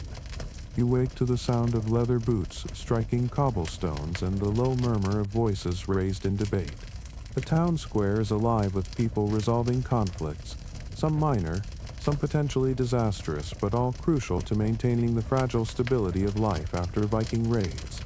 The mainstream historical fact: in post-Viking societies, local courts and assemblies, things like the Anglo-Saxon moots and Norse things, played a vital role in maintaining law and order, resolving disputes over land, trade, and inheritance without resorting to violence. You watch a farmer argue about boundary lines with his neighbor, while a local reeve notes everything meticulously, quill scratching on waxed tablet, every gesture balancing authority and persuasion. The quirky tidbit. Some disputes were settled by absurdly creative methods. One documented case involved determining land ownership by which party's cow wandered into the disputed field first, a sort of bovine arbitration that could make modern lawyers cry or laugh depending on temperament. The scholarly debate lingers. Did codified laws and local assemblies genuinely reduce violence, or did they simply formalize grudges and embed social hierarchies? You see both in action. A dispute over grain is settled amicably today, but the glances exchanged hint at grudges that could resurface in future harvests. A young scribe observes silently, taking notes on procedures and outcomes, ensuring continuity of practice, knowledge that will outlive the disputants themselves. Women hover nearby, influencing outcomes subtly, whispering reminders of prior agreements, and offering perspective rooted in household management and memory of past raids. Their contributions go largely unrecorded, but are crucial for the smooth functioning of community governance. You notice the rhythmic cadence of debate: insult, appeal, clarification, and eventual compromise, punctuated by gestures, laughter, and occasional exasperated sighs. Even the children learn the rules by watching, absorbing civic literacy as naturally as they learn to fish or tend sheep. Outside, a blacksmith hammers away at tools, serving both practical and symbolic roles, reinforcing the idea that work and law are intertwined in the rhythm of daily life. Someone mentions that a traveling Norse merchant has arrived, and the crowd adjusts accordingly. Treaties, trade, and dispute resolution are fluid, adapting to each new player in the network of exchange and law. You watch a local priest mediate a disagreement over a disputed inheritance, balancing scriptural advice with practical wisdom, a masterclass in compromise that makes your modern corporate mediators look like amateurs. The air smells of smoke, leather, and wet earth as townsfolk carry on their routines, negotiating, trading, and observing the unspoken social rules that now define post-raid life. Music from the tavern drifts faintly across the square, reminding everyone that even in dispute, joy and community persist. By evening, the reeve has settled arguments, fines are recorded, and the villagers breathe a collective sigh, satisfied that today's conflicts ended with words rather than weapons. You realize that the survival of society here depends less on armies and more on shared norms, governance structures, and the careful cultivation of trust, an intangible but vital architecture as essential as stone walls or fortified gates. Walking away from the square, you catch fragments of advice, warnings, and stories carried on the wind, understanding that law is not just written in tablets or scrolls, but lived, observed, and passed down through gesture, example, and memory. The world is cautiously orderly, guided by the twin forces of tradition and pragmatism, a testament to human ingenuity in the long shadow of raids. You wake to the earthy smell of tilled soil, morning mist clinging to long rows of green shoots, and the rhythmic clop of oxen pulling wooden plows. Fields that were once abandoned, burned, or grazed bare by raiders now hum quietly with life, the soil recovering slowly under the careful attention of hands that have learned both patience and diligence. The mainstream historical fact is that after the Viking invasions, agriculture rebounded across northern Europe, with communities replanting crops such as barley, oats, and rye, while also raising livestock to support growing towns and trade networks. You watch a farmer tossing seed into furrows, a child following with a basket, counting out each grain as if it were gold, while a woman mends a net for irrigation or animal control nearby. The quirky tidbit: archaeological evidence shows that some post-raid farmers used crushed human hair or bones in fields as fertilizer, a curious mixture of superstition, desperation, and early agronomy. Probably less about science and more about hoping the land would remember who worked it. You wrinkle your nose at the smell, and a local chuckles knowingly, saying, "It works sometimes." The scholarly debate persists. Did Viking raids permanently alter European agricultural patterns, forcing more innovation, or were they simply a temporary setback that communities overcame with traditional methods? Some argue that the need for fortified homesteads and careful planning led to more efficient crop rotation and land use. Others insist it was merely resilience born of necessity, not progress. You wander past a small flock of sheep nibbling at newly sprouted clover, noticing that fences are sturdier and pens better planned than decades ago, reflecting lessons learned from past raids. Nearby, a woman tends her vegetable plot while teaching a younger girl which herbs are best for cooking and which for healing. You watch her mix practicality with story, whispering, "If you remember the old tales, the plants will remember you."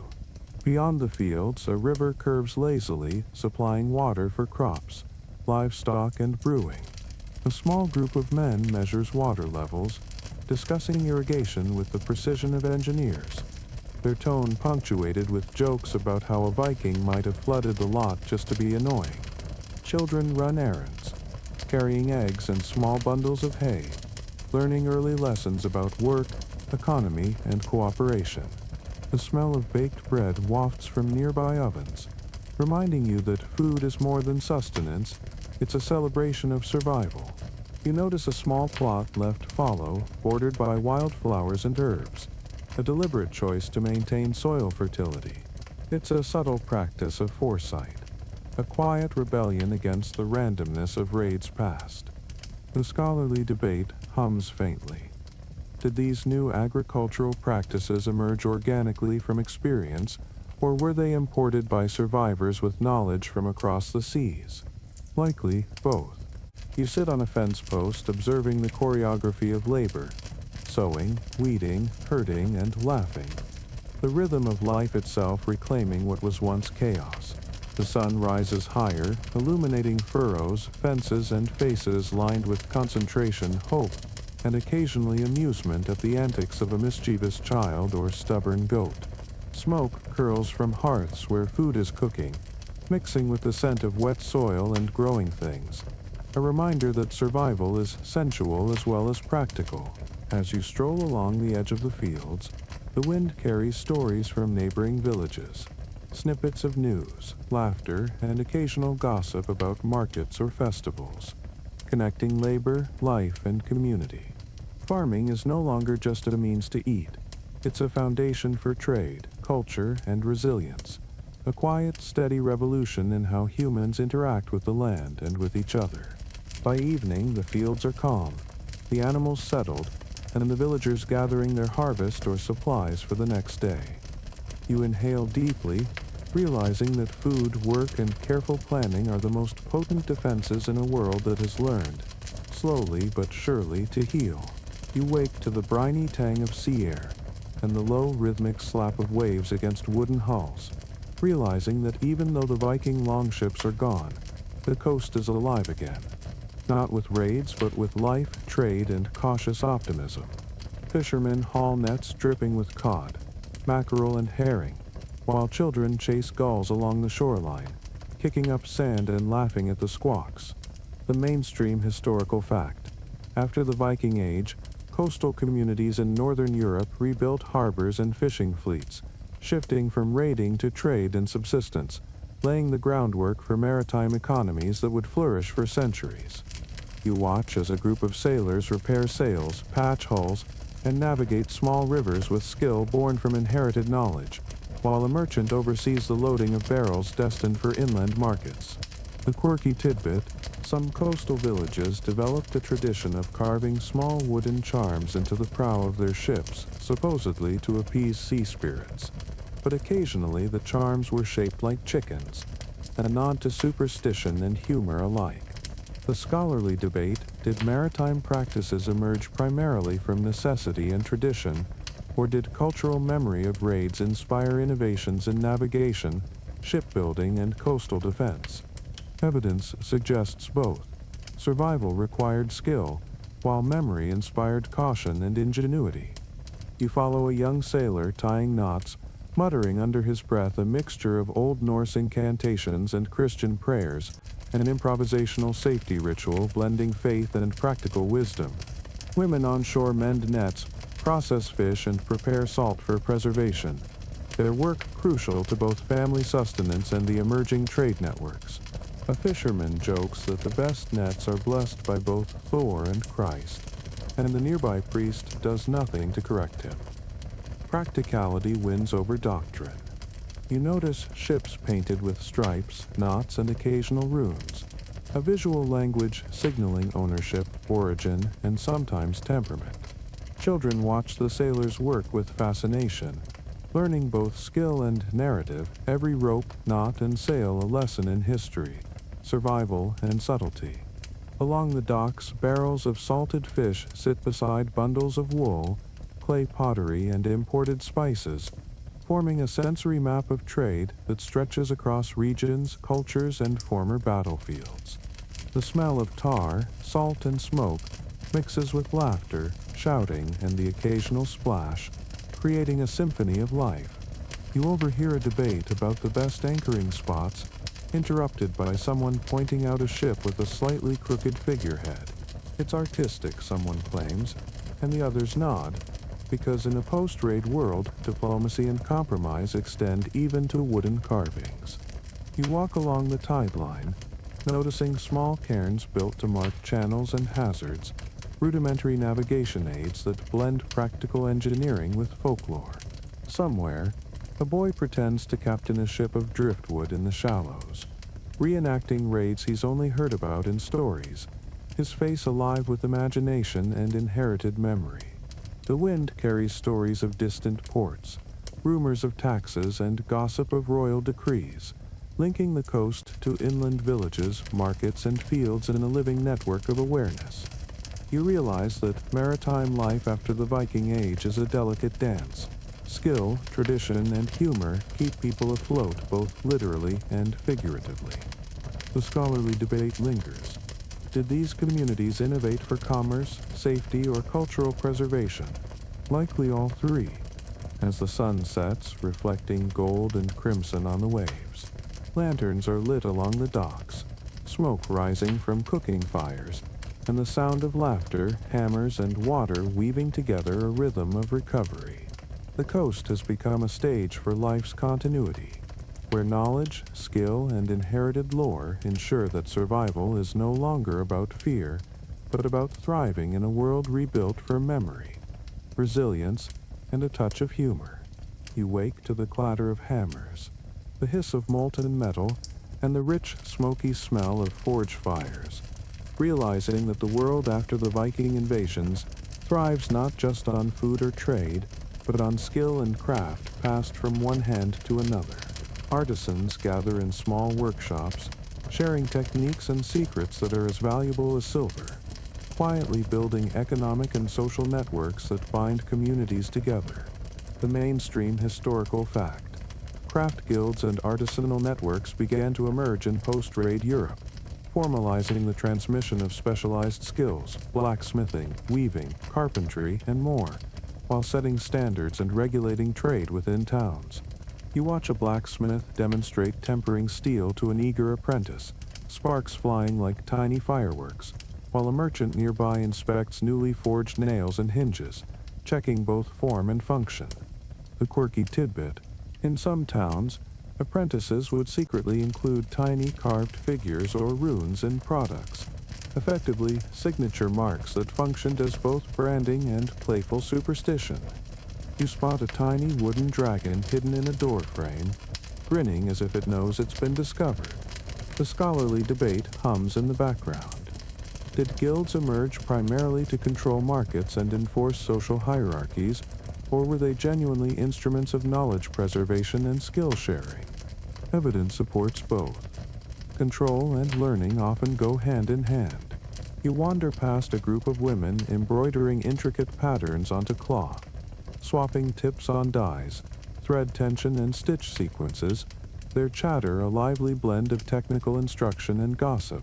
Nearby, a potter experiments with glazes imported from distant lands, blending practical experimentation with aesthetic flair, all while children run errands, fetching water and clay, Learning craft literacy by osmosis.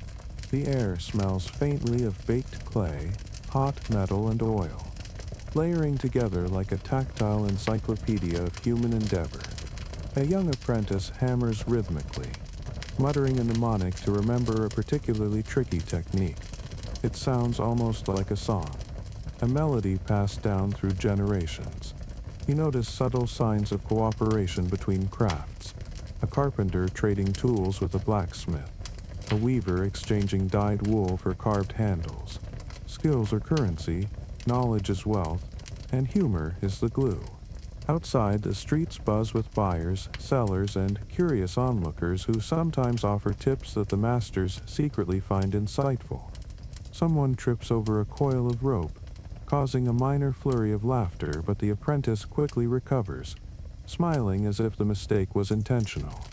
Workshops double as community centers, teaching both craft and civics, ensuring that the skills of the past survive alongside commerce, ritual, and storytelling.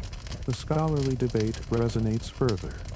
Do these guild structures represent early capitalism, or are they proto-unions aimed at social stability? You lean toward both control and creativity, coexisting in a delicate balance. As twilight falls, the glow from hearths and furnaces casts dancing shadows across walls, illuminating tools, manuscripts, and partially finished wares. The rhythm of hammer, loom, and conversation merges into a symphony of recovery, echoing across the village. You breathe in the layered scents, watch apprentices practice, and realize that the survival of post-raid communities rests as much on shared knowledge as on sword or plow. Each swing of a hammer, each stitch, each glaze represents continuity, ingenuity, and human persistence.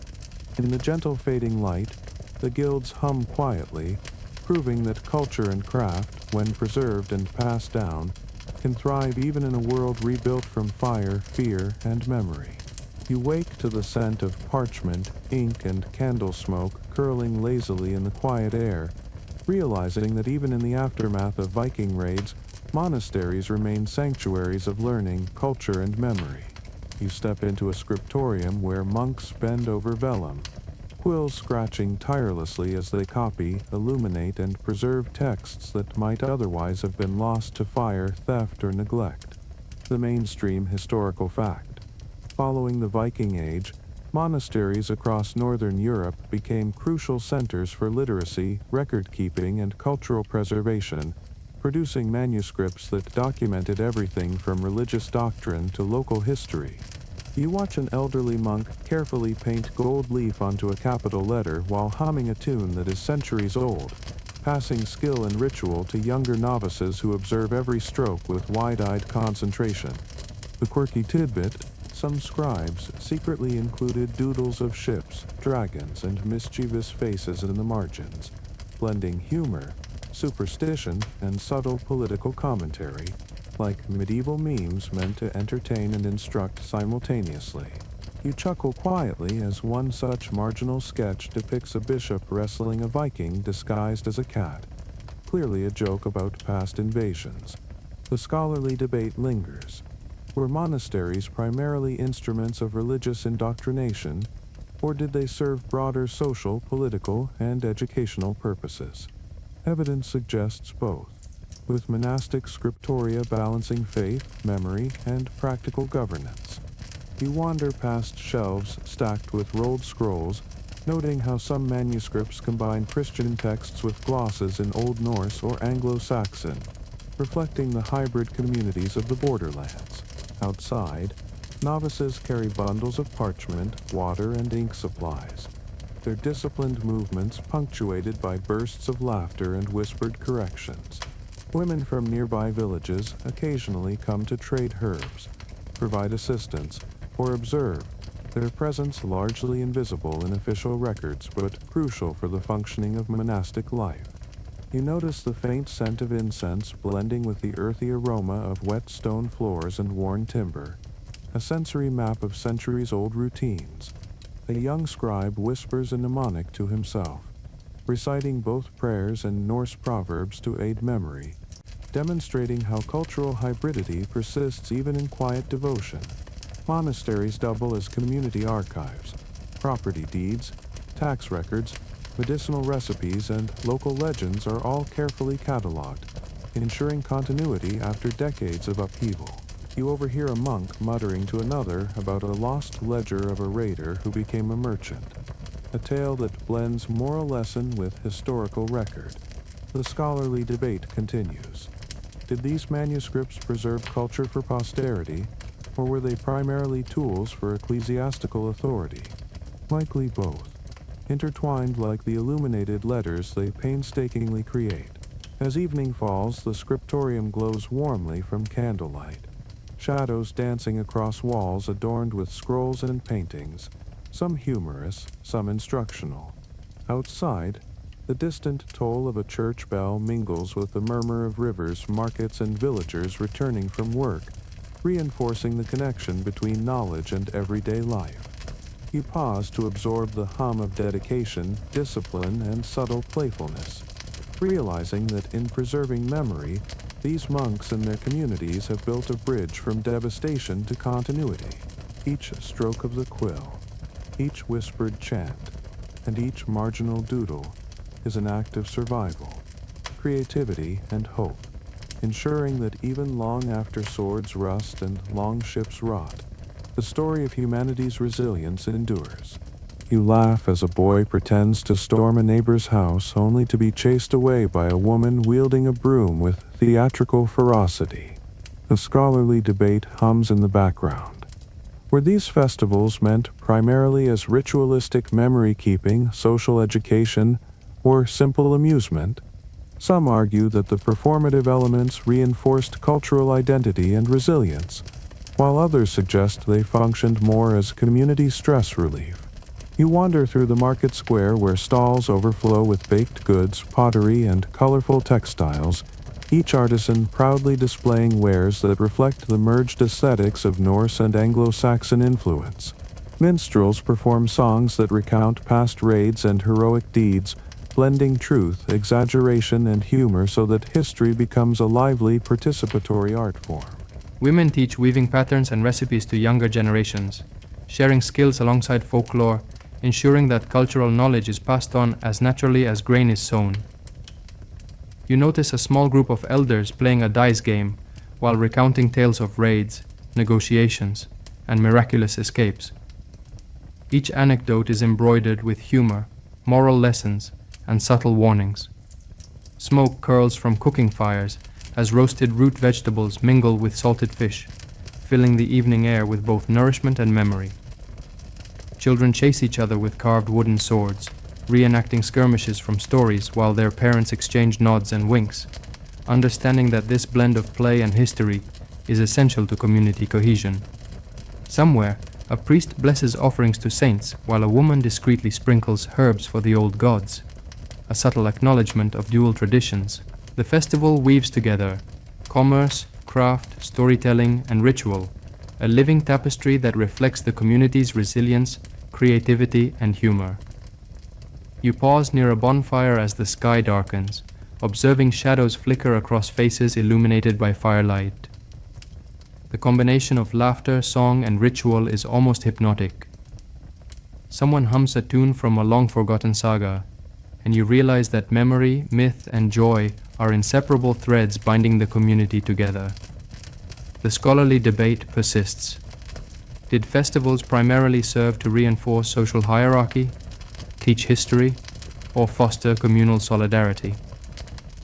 Likely all three, in ways subtle and deeply human.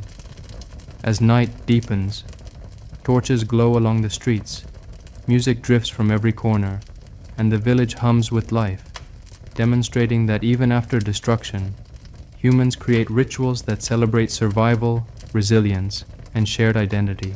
You inhale the mingling scents and sounds, understanding that festivals are more than entertainment. They are living classrooms, archives, and performance stages for culture itself. Here, history dances, humor heals, and memory persists, ensuring that the past informs the present with laughter, song, and a touch of theatrical flair. You wake to the crisp air drifting off the hills and rivers, marking the edges of villages, realizing that life after the Viking invasions depends as much on negotiation as on farming, sailing, or swordsmanship. Borderlands are alive with activity, where merchants, travelers, and villagers intersect, exchanging not just goods but information, customs, and occasionally mischief.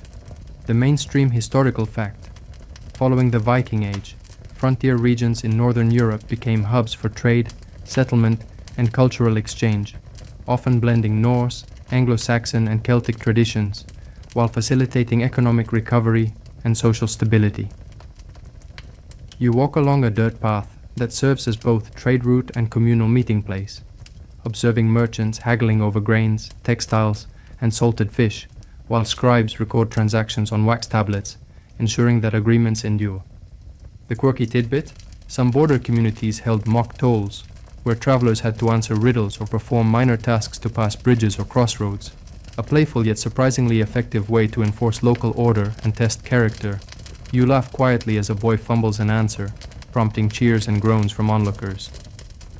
Humor, it seems, is an indispensable part of governance. The scholarly debate lingers.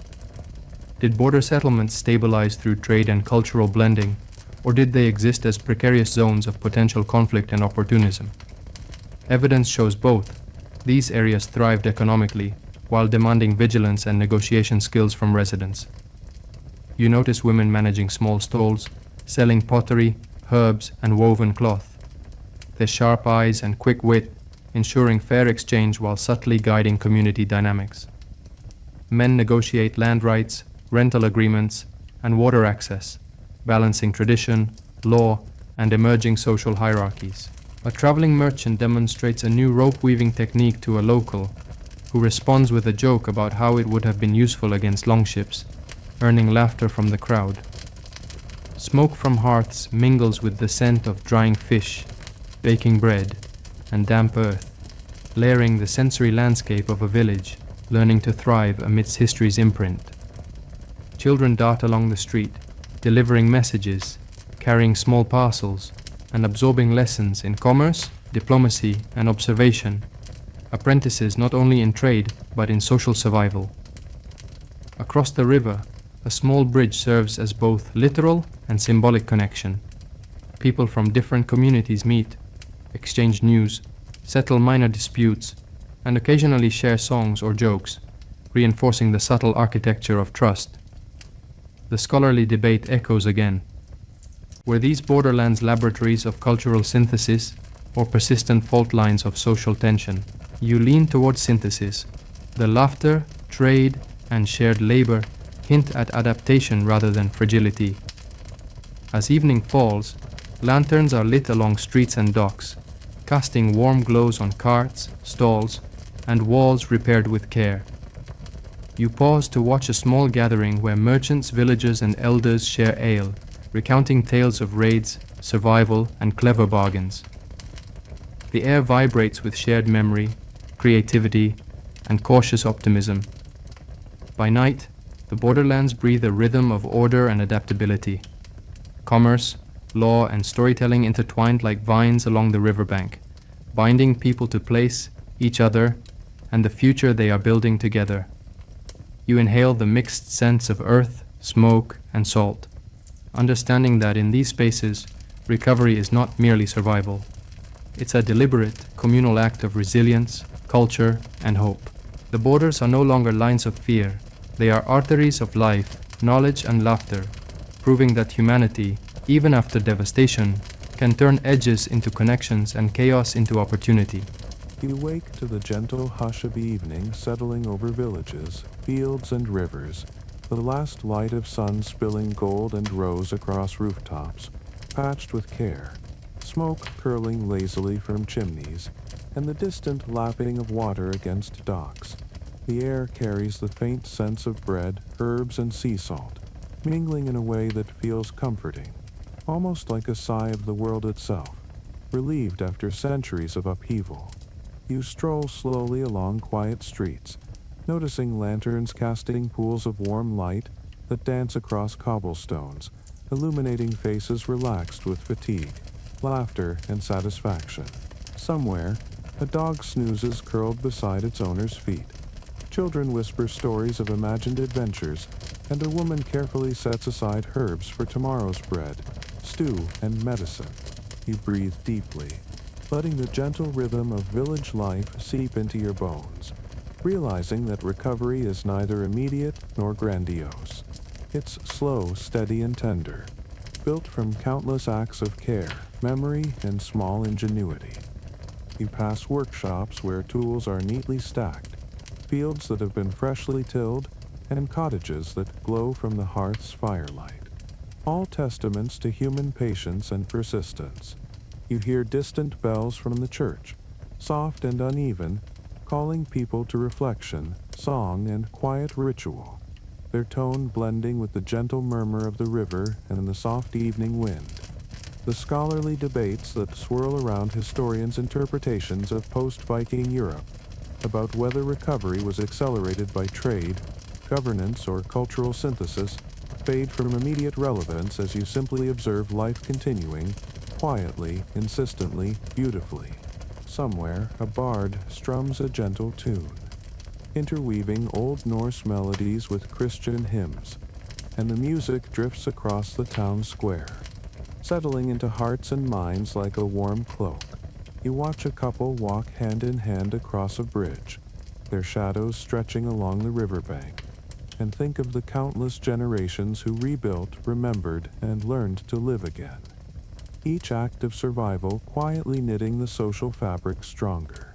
Children are tucked into beds, their soft breathing mingling with the night air, while elders recount tales that balance myth, memory, and gentle humor, keeping culture alive without burdening it with fear.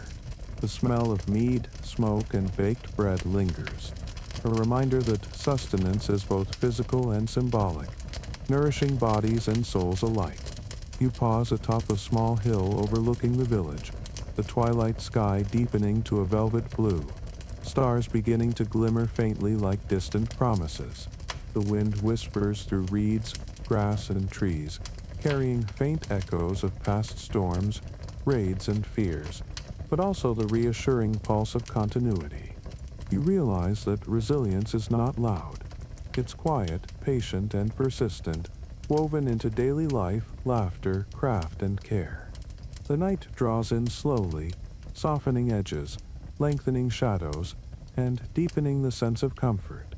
You take a final deep breath, letting the scent of earth, smoke, and salt fill your lungs, feeling grounded in a world that has survived, learned, and adapted. The villages, rivers, and coasts hum a gentle, steady rhythm that will persist long after you leave, a lullaby of human ingenuity, kindness, and endurance. Now, as your eyes grow heavy and the air cools around you, you understand that the echoes of past chaos have been transformed into a living, breathing tapestry of life, love, and hope. Peace is delicate, memory is precious, and continuity is its own triumph. The shadows lengthen further, stars shimmer softly, and the world exhales, reassuring you that tomorrow will come, filled with small joys, care, and enduring community. Sweet dreams.